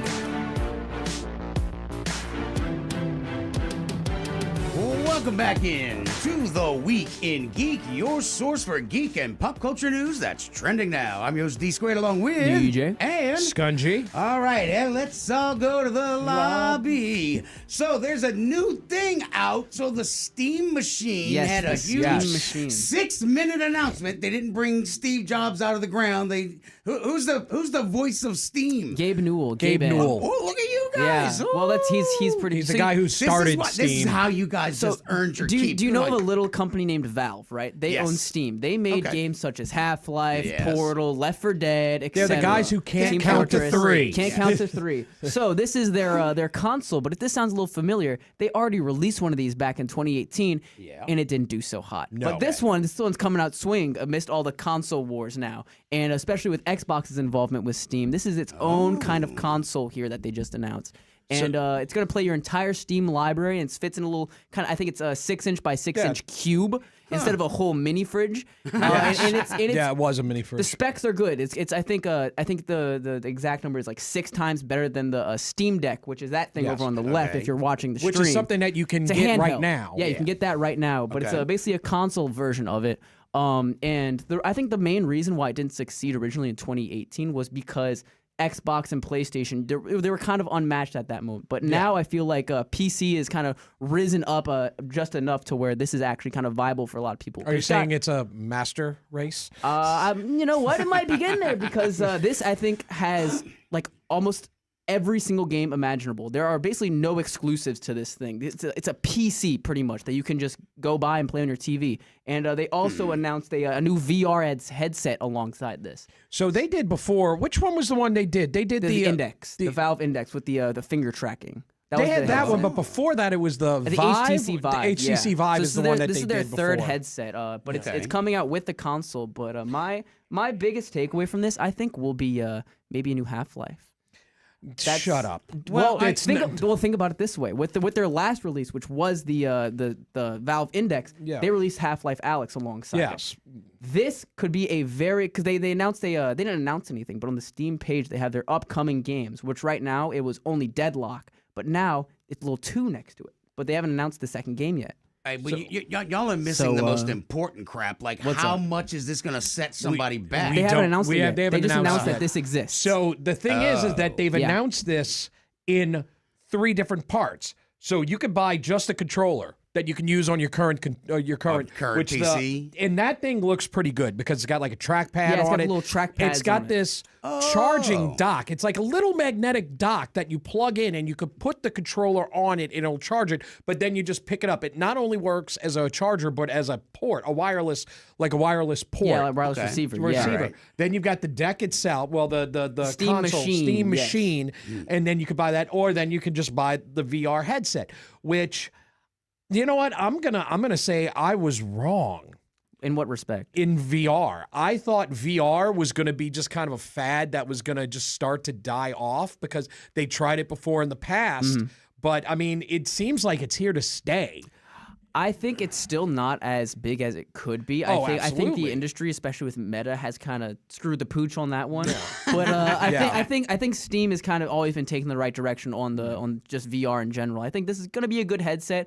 The Valve Index, their previous headset, was $1,000, but that was it was a very deluxe premium headset. It had like individual finger tracking. It had like, I think, 4K, 120 FPS. This seems like it's more kind of Oculus style, where it's a lot simpler. Haven't all the friggin' VR headsets almost been like exclusive to whatever brand you had, like if it was a PlayStation or if it was an Xbox? Well, that's the thing. Steam has always been everything, right? Kind of everything. So this is my question though, because honestly, the whole reason I would have never gotten a VR thing is because there's not enough games on any one console that makes it worth that expenditure. I mean, get the hell out of here. And that's the biggest swinging point with this one. If you've got so many more things, and that's the plus with Steam. I can't believe I'm going to talk nicely about PCs and Steam, but the catalog, the library of everything that's out there, the dirt cheapness of it, where you can find, when they have their Steam sale. The Steam sale is ridiculous. A 40-cent game that back in 1990 was, $20. Yeah. In this point I'm going to bring to the console. Okay. This console has Xbox and PlayStation exclusive. Think about it that way. You can play God of War, Last of Us, Spider-Man, and Sea of Thieves and Halo all on this one console. Keep that in mind. Do y'all have any idea as to what the price point is? If I had to guess, it's going to be 600. like 6, or I would probably say 6 to 8. Yeah, it depends because they haven't released it yet, but I guarantee you they're going to have multiple models of it. That's going to have different going to have different RAM or a different hard drive space and whatnot. Exactly. So you're probably the higher end one will be around that. But like you said, they even said it in the thing. This is a PC. You're buying a PC that is contoured to make you feel like you're playing a console. It is a PC for people who want to play games that don't like using a keyboard and mouse. Yeah, it's going to run the Steam OS, which is basically like the Steam's own homepage for Xbox or PlayStation. I have Steam in the games that I haven't played in a while, but I liked playing the old RTSs like Dawn of War and the Star Wars Empire at War, stuff like that. Yeah. And apparently, I don't know how well this is, but I did some digging. They said that you can play an RTS with this controller and it feels good. And I'm like, that That right there is a selling point to a lot of people. And all those old games you complain about don't have backwards compatibility. Yeah, this thing doesn't have to worry about it because PC has always just been one thing. It's always been one generation. So all those old games, you're like, oh, I wish I could play some on my Xbox. Yeah, you can play this on your PC. All those old Does PlayStation it have games. some old MS-DOS games, though? Dude, if they uploaded it to Steam back in the day, yeah. They probably did. Whoever It's got Zorg. Yeah!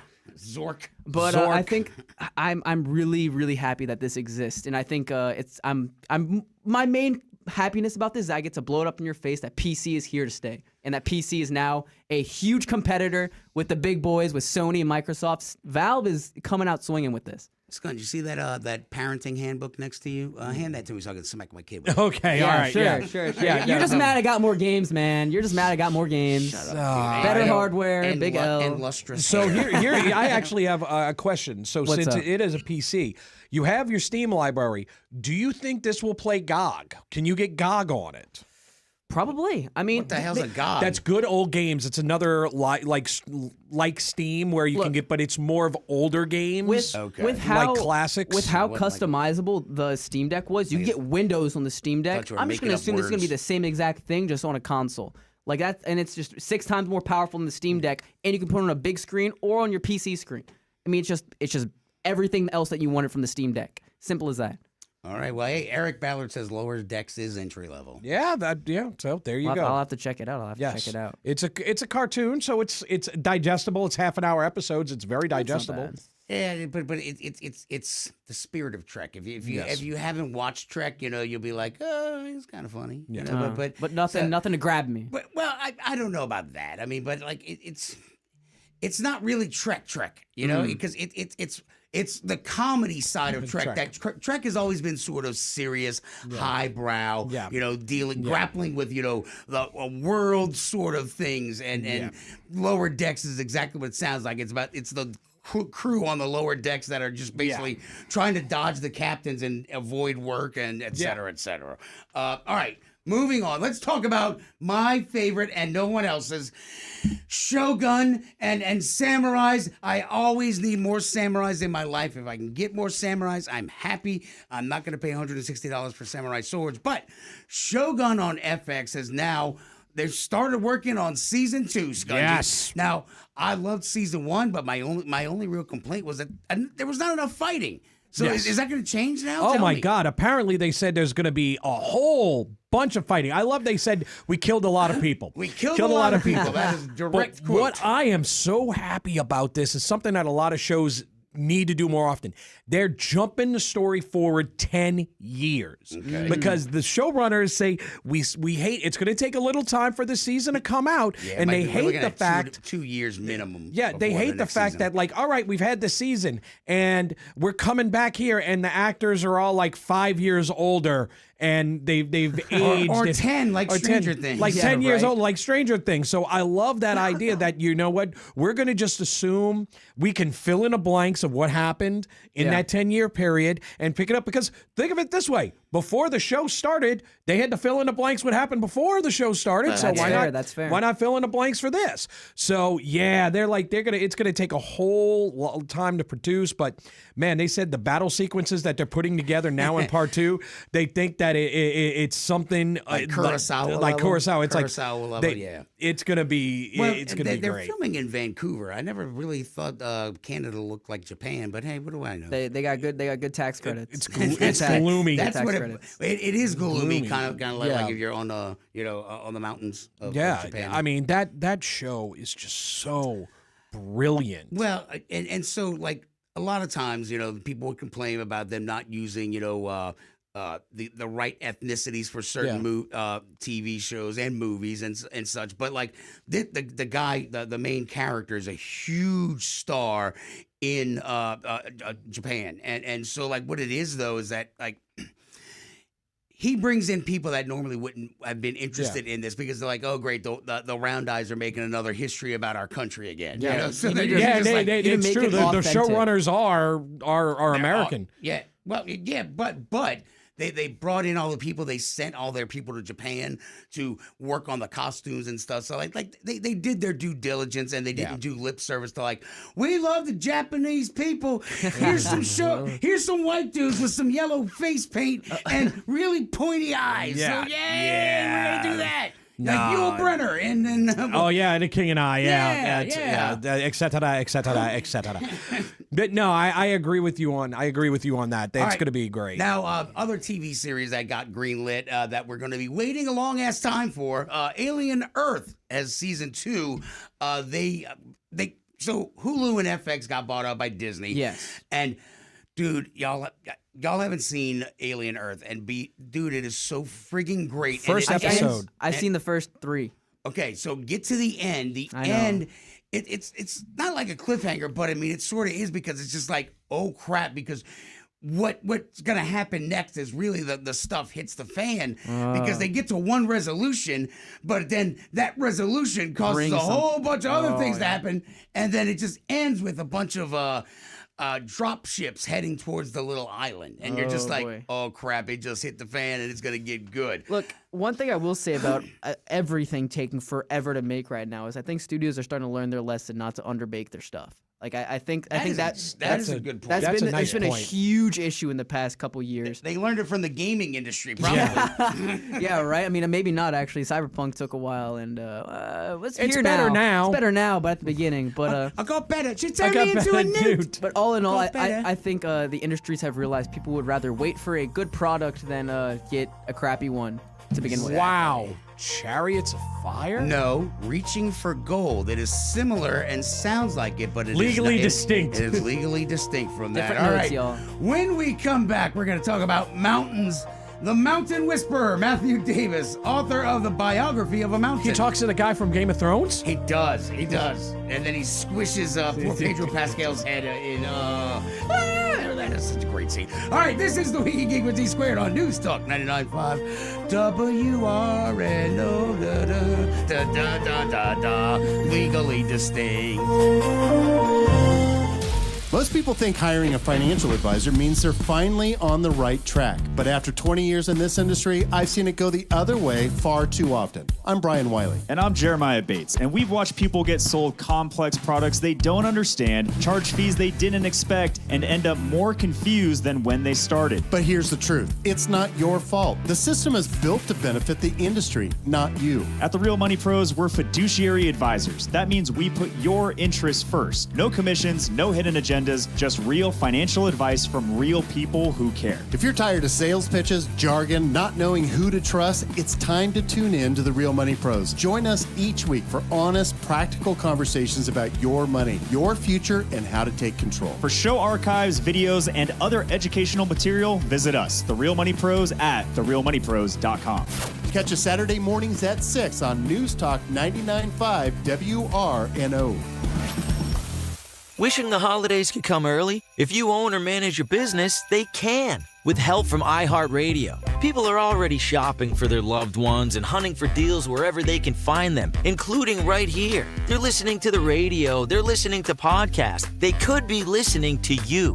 Don't wait for everyone else to kick off the holidays. Get your best season of the year up and running today. Call 844-844-iHeart or visit iHeartAdvertising.com. New tax resolution firms are popping up every day with high-paid celebrity endorsers advertising ridiculous claims in their TV ads. That's why they have the tiny, unreadable disclaimers at the bottom of the screen. Hi, this is Kerry Bryson with the Bryson Law Firm. Our ads never have those ridiculous, fast-talking, tiny disclaimers at the end because, simply put, there are no guarantees when it comes to the IRS and wiping out tax bills. And we don't make promises we can't keep. Of course, there are ways the Bryson Law Firm can help resolve your tax debt, but no company can guarantee it will eliminate it. This is why their clients call the Bryson Law Firm when those promises don't pan out. If you have tax problems, you have legal problems. Call the Bryson Law Firm. Our headquarters are in Lafayette, and we have offices statewide. Or visit BrysonLawFirm.com to schedule your free consultation with your local tax resolution law firm, the Bryson Law Firm.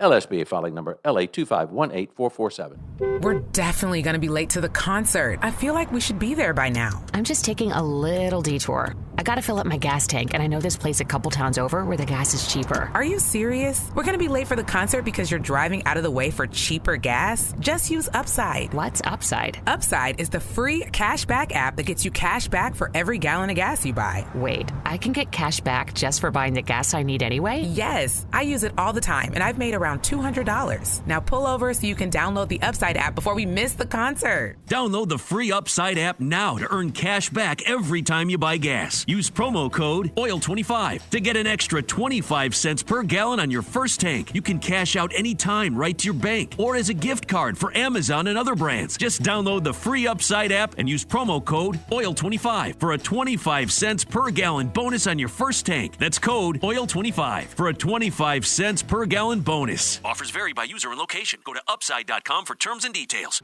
Isn't it nice to know at least one of your streaming apps is completely free? Yeah, you get the iHeartRadio app without the pesky monthly fee. Live radio, playlists for everything, and the most podcasts on the planet. Join the millions who already have it. iHeartRadio, the #1 app for radio.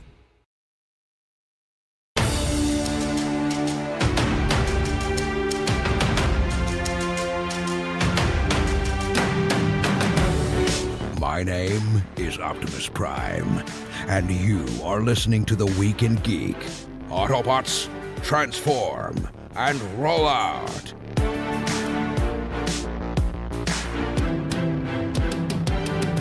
Welcome back into The Week in Geek, your source for geek and pop culture news that's trending now. I'm your host, D Squared. Let's go to the guest line. A new book out now entitled Midnight Flyboys, these clandestine missions.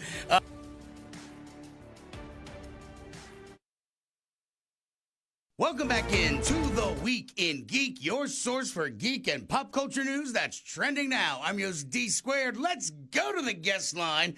A book coming out just in time for the centennial of Mount Rushmore.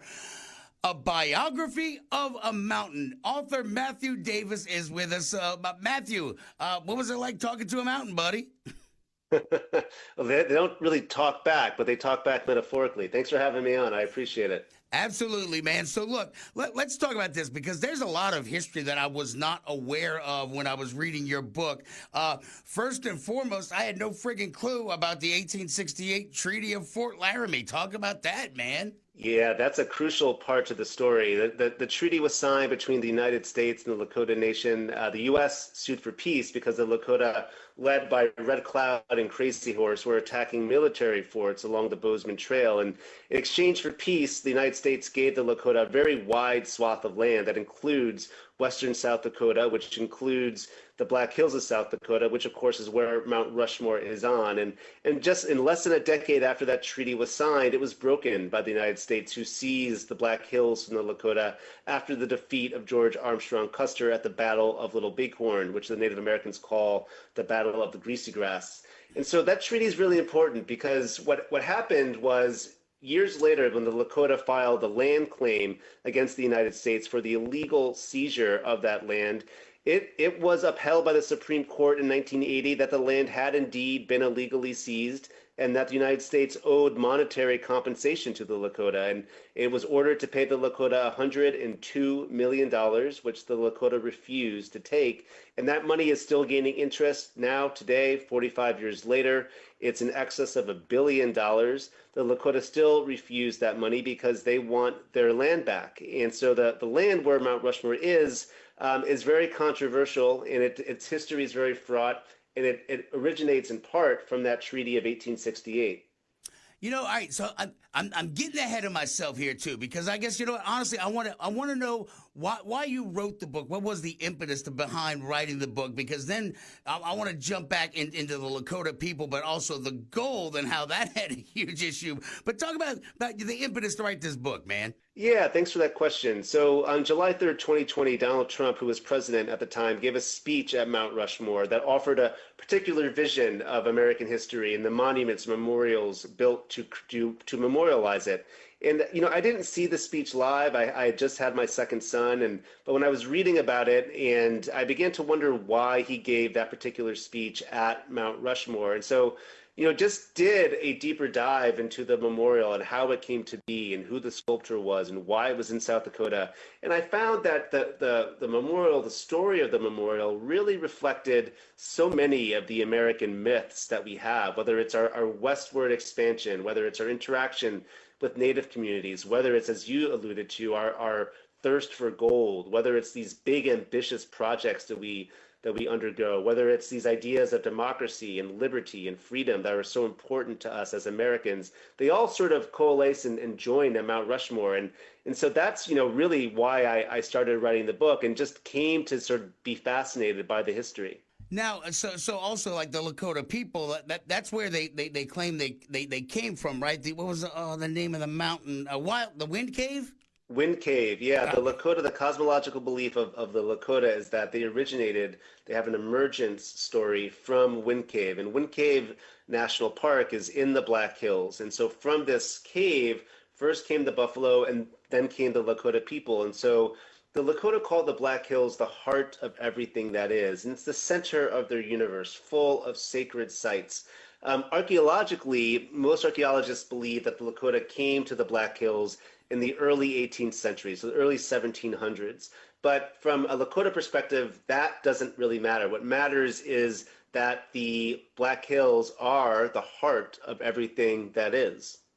And so, I guess moving from that point on with the gold, I mean, I guess, that was something I guess I don't remember from my history lessons at school with gold, but also kind of like one of the things, like, I'm going to learn how to talk to you, Matthew. Hold on, let me reset. We're visiting with Matthew Davis, author of A Biography of a Mountain. Now, the gold rush, also the killing of George Armstrong Custer by the Lakota people, that kind of started a frenzy from America, right? Like the newspapers hyped everybody up. I knew I was going to get to this question correctly eventually, Matthew, that they got people incensed and sort of steamrolled the poor Lakota people. Yeah, so Custer plays an important role in this story in two ways. First, as you said, with gold, in 1874, Custer led an expedition through the Black Hills. It was the first major expedition of Americans, of non-native peoples, through the Black Hills. And he was doing it to ostensibly find a military fort, but really what everyone knew what he was looking for was gold. And he found it in August 1874. And what that meant was that, many Americans, many people then wanted to flood the Black Hills to go search for gold. And at the time, because of that treaty that we were talking about, it was illegal for Americans to be in the Black Hills. And the president, Ulysses S. Grant, had been very diligent about preventing Americans from coming in, but there was an economic downturn at that time. And Grant said, listen, we have to let people in to find gold. We need it for the economy. We need it for morale. And so he let miners into the Black Hills and ordered Native Americans to go to American-run reservations. And he charged his military with, quote unquote, rounding up those Native Americans who did not go to reservations. And so enter George Armstrong Custer again, who in 1876 is leading his 7th Cavalry in Montana, and he encounters and attacks these Lakota and Northern Cheyenne that are residing at Little Bighorn, at Greasy Grass. And Custer loses that battle badly. Almost the entire 7th Cavalry is wiped out. And when word returns to the east at our nation's centennial in 1876 that Custer has been defeated, the United States, as you described, becomes enraged. And there's lots of ink spilled about the martyrdom of Custer and what he stood for. And they take over the Black Hills just a few months later. By 1877, early 1877, the Black Hills have been seized from the Lakota. It's now in Dakota Territory of the United States. And that really is the launching point, not just for the story of how Mount Rushmore came to be, but also for a really tragic history of the Lakota people. All right, we are running out of time. We're practically out of time. But Matthew, I guess, one thing, and I learned this from my youngest child, my 12-year-old Dean's schoolwork, was yellow journalism, like remember the Maine, down with Spain, which started like kind of got the American public in sense for the Spanish-American War, and then the same thing. So I found that an interesting correlation. Well, look, Matthew, we didn't even get to talk about Gutzon Borglum, the sculptor of that. But where can people find the book? And tell me more, man. Yeah, you can find a biography of a mountain anywhere online where books are sold. So Amazon, you can find them in bookstores, hopefully. You can find me at MatthewDavisWriter.com. Thanks so much. Absolutely, man. Thank you so much for your time today. All right, so Borglum, the actual the sculptor of it, so he did your favorite monument. Dude. So here's what's crazy though. So he ended up Stone Mountain not being able to do the rest of it, and he was very upset about that, which is why he threw himself into getting Mount Rushmore done. So there is questions as to whether or not he was a member of the KKK, because he was seen hobnobbing with the elite of the Klan, and he was in Atlanta trying to get the Stone Mountain monument done to all the Confederate generals, you know, and so, but he ended up getting kicked off the project. So apparently he pissed off the Klan. So I don't know, but he was never a card carrying member of the Klan. So I guess supposedly that's a distinction. I don't know. Well, Lincoln is on the Mount Rushmore, so maybe that's what made him mad. Maybe so. I don't know. But just, so when he went to Mount Rushmore, though, but the person who started pushing for Mount Rushmore was a Lakota tribesman. He was a congressman, and it was really supposed to be a tourist trap. It was like, hey, there's nothing here in Dakota. We're gonna make a big monument. Please come see it. Big faces in the wall. Please come see it. So now Lincoln is Speaking of Lincoln. So. You know what? Let's go and ask our friends at Fox News. Hold up. Here we go. The final penny has been minted at the U.S. Mint in Philadelphia. U.S. Treasurer Brandon Beach was part of the ceremonial minting and says, the penny remains legal tender. No. We have God. over 300 billion pennies that remain in circulation. What's that, like and $5? We encourage you to use them. the penny has been part of the U.S. currency since it was first authorized under the Coinage Act of 1792. However, rising production costs, each penny now costs nearly 4 cents to produce, and shifts in consumer behavior, like the rise of digital payments, have made it impractical to keep making them. The Treasury Department expects to save $56 million a year on production costs by ceasing to make them. Hillary Barsky, Fox News. So I guess we can't have a penny for our thoughts anymore. That is hysterical. That nickel for your thought. You know that it makes 4 cents to make a penny. Yeah. That is government waste to a T. It's like, hey, how much did that penny cost? 4 cents. Like, what the heck? Like, that's embarrassing. Stupid. Guys, hold on to your pennies. But I mean, honestly, so how much is my penny worth now? Is it worth 4 cents, or is it going to be worth more later? I mean, they're going to have some of them that'll probably. I mean, you got your wheat pennies or the. I think I've got a couple of the older pennies that like the. I forgot which one it was, but I've got them stashed in my room. Whoever is hyperfixation is coins right now is going crazy. You know they are. Like they're all, go through your pennies now, people. We're living through history. Guys, we're living through history. No way. No, it's all a setup. It's all a setup because we're going to bring the penny back and put a different face on it. It's a ruse. It's like New Coke. It's a cunning ruse. You're cunning ruse to a... I hope you feel good about yourself. You're cunning ruse to trick me. Trick me. All right, this is the Week in Geek with D Squared. When we come back, we'll wrap up tonight's show with a little bit of This Week in Geek History. Woo, wow. Woo. All right, we'll be right back. I turned off news altogether. I hate to say it, but I don't trust much of anything. It's the rage bait. It feels like it's trying to divide people. If we got clear facts, maybe we can calm down a little. NBC News brings you clear reporting. Let's meet at the facts. Let's move forward from there. NBC News, reporting for America. Has it been 6 months since your last dental cleaning? A year? Maybe longer? Life moves fast. It can be hard to keep up with everything. That's why Lotus Dental makes it easy to get back on track with easy-to-set appointments, a comfortable environment, and support every step of the way.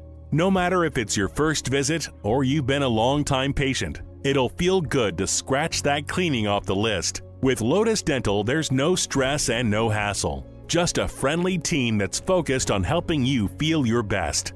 So whether it's been 6 months or 6 years, you're in good hands. It's time to get it done and feel good about doing it. Lotus Dental, your care, on your terms. Visit Lotus Dental to schedule your appointment at one of our locations on the North Shore or South Shore at mylotusdental.com. mylotusdental.com. How would your spouse manage if after your passing your children disagreed over your assets? Enhanced planning may help prevent it. Contact Anthony Congemi at 504-828-2171 to learn more. Gumbo Nation, you did it again. Thank you. 10 plus years on air, Mortgage Gumbo Dadcam has grown because of your trust in me as your local preferred lender with all your home loan needs. My recent recognition as a national top lender is awesome, but being your local lender is what matters to me and why I'm so thankful. I promise to continue to earn your trust in making your needs my priority. Visit MortgageGumbo.com. Make WRNO your number one preset on our free iHeartRadio app, powered by Dudley DeBosier, official injury lawyers of the New Orleans Saints. Call 444-4444. That's 444-4444. Non-attorney spokesperson Chad Dudley, New Orleans.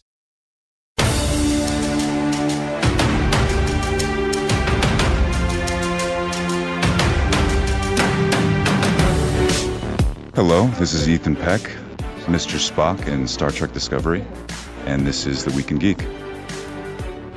Welcome back in to The Week in Geek, your source for geek and pop culture news that's trending now. I'm your host, D Squared, along with DJ and Scungy. All right, now as always, follow us on Facebook, The Week in Geek Radio Show, where we're streaming live, and once the show's over, you can watch it at your leisure.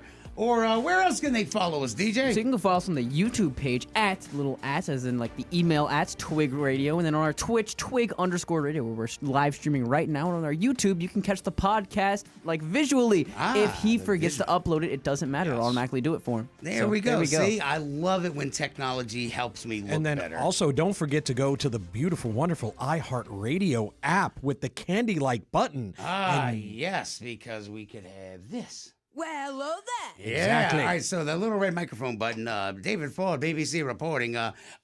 We got something that I gotta spruce it up. I'm gonna jazz it up. But aren't we going to see him next week? Where are we going to see him next week? Hopefully possibly? We'll get him to show up when we're at Game On Social Hub out there in Kenner, right off of Roosevelt on Veterans, right at the Kenner line. Yeah. We'll be there. Laser tag. They got bowling. They got axe throwing. The food's really good. The food is awesome, dude. Like I get the little buffalo chicken sandwich, man. Oh, those fried pickles are amazing. Dude, the fried pickles and the ranch. Oh, get out of here, dude. That stuff is so friggin' awesome. And if you check us out live, you'll get free prizes if you enter our raffle. What kind of prizes might we have, Scungy? Well, we're going to have gift certificates to Go For Games, your friendly local gaming store. We're also going to have game arcade cards for Game On. What? And then we're going to have those Pokemon cards from Poke-Nola. Wow! I know it's going to be crazy, but remember, you got to be present to win. We're going to be giving prizes away at 8:00 and then at 9:00. So you got to come in there and suffer through this insufferable show. Oh no, you have to go through a fun arcade and have fun. I know. How dare you? Oh no. You could easily ignore us and just go play in the arcade Play in until the arcade, the end of the hour, and then we give away free stuff. Exactly. So look, just pretend you like us, and we won't know the difference. Yeah, right. Just show up, y'all. Yeah, I actually show up. Oh, it's always nice to meet a fan. And I actually ran into one of the guys. Stab you in the face with a fork. Be like, great, awesome. I love you too. Yeah, I love you too. All righty. Okay, so was there anything else we wanted to get to before we wrap up with This Week in Geekers? I wanted to mention the Labubu movie and how I think that's absurd that that's going to exist. So you know what I did find out interesting about this? That Labubu has been around since 2012. And really? It's like based on like Nordic mythology, and that they're not demons. They're actually like little, kind of like funny little gremlins. They're into, cheeky shenanigans, fun shenanigans. Evil shenanigans. Farva's the one with the evil shenanigans. But like little Smurfs or something? Kind of, sort of, yeah. But they got those jagged teeth, and so I don't understand how it blew up after 2012. I don't know what the thing was that made people. I know it was a K-pop person. Yeah, they just started wearing them, and everybody else did. They've been around for a while, but it just blew up recently. Right. So basically, somebody went and found something old and made it new again. Yeah. And so now they're spending $1,000 on it because I guess they were like like some of them were out of. I don't know, not out of stock. I guess out of stock. Yeah, I don't even know. I don't Labubus. I have no idea. All I know is when I was in Boston, I went into a comic shop and they had an entire shelf of them, and I was like, "What the hell are these things?" It's basically those people waiting for those little Beanie Babies to come back in Beanie popularity. Babies. Beanie Babies too. Yeah. Next thing you know, they're going to be on the Home Shopping Network. You can get your Labubus right here, and you can order them right now. What about thimbles? Are thimbles ever going to come back? And those little spoons you get at the gas station spoons, the Stuckies along the drive. God, I mean, what? I guess Buc-ee's has run out the Stuckies. So yeah, they really. Buc-ee's has basically put a pin in poor old Stuckies. Yes. All right, but you know what? Let's go ahead and do this. That's one small step for man, one giant leap for mankind. This week in Geek History. We're sending you back to the future. Yes! Oh my God! This week in Geek History is brought to you by Go4Games. Find them on the web at go4gamesnola.com. This week in Geek History. We've had a problem here. Say again, please. Houston, we've had a problem. That's it, man. Game over, man. It's game over. Inconceivable. We'll do it live. We'll do it live. Yes! Oh my gosh! This week in Geek History.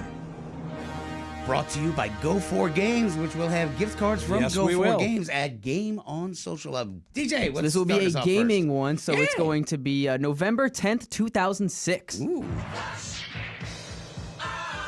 Gears of War is released. Oh, Gears of War. Dude, like, I did not play it until Gears of War 4 came out. Really? And so, like, Scungy, you were working at a GameStop at the time, and so I went over there, and I was like, so tell me about this Gears of War stuff. And he's like, it's pretty good. It's got, a hiding mechanic, and all this stuff.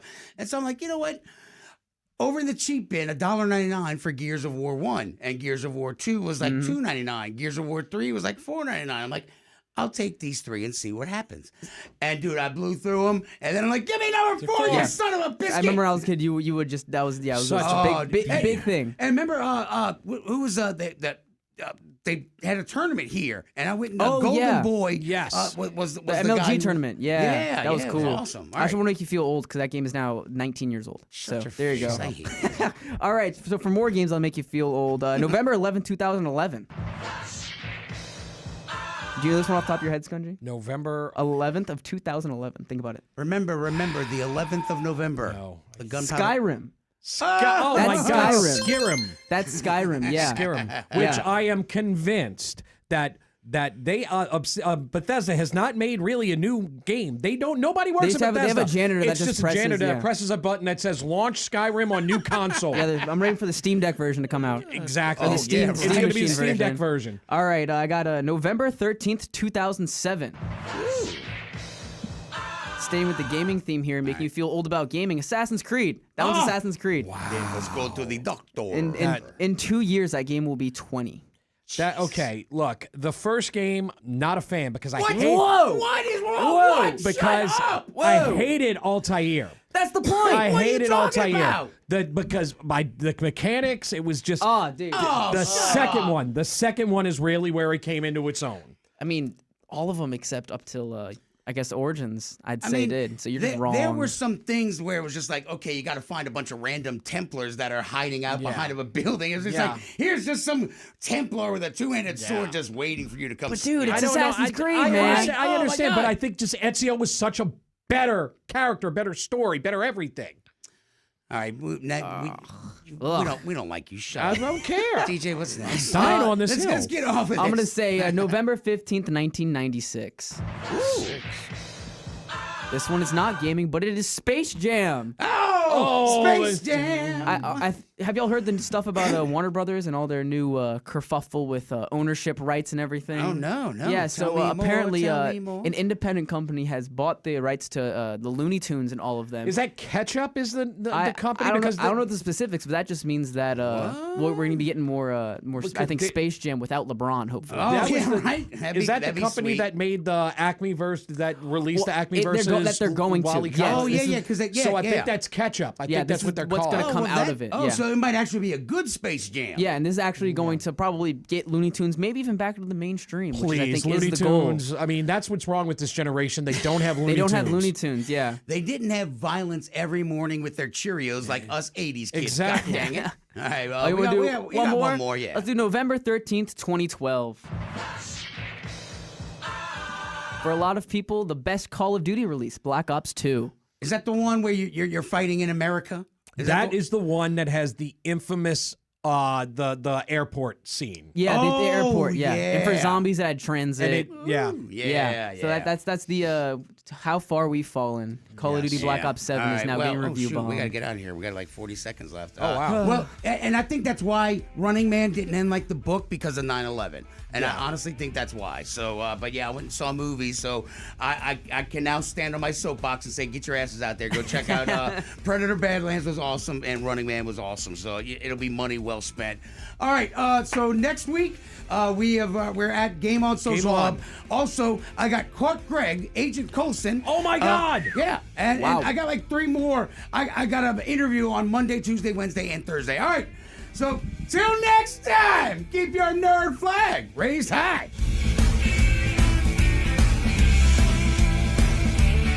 According to the National Fire Protection Association, a house fire is reported every 95 seconds. Yet, 40% of people believe they are more likely to win the lottery or get struck by lightning than experience a home fire. As a global leader in fire safety, Kidde believes this is cause for alarm. Having the right amount of working smoke alarms in your home can help you protect your family. Learn more and get involved at causefораlarm.org. Together, we can help make every home a safer home. Portions of the following program were pre-recorded. The journey on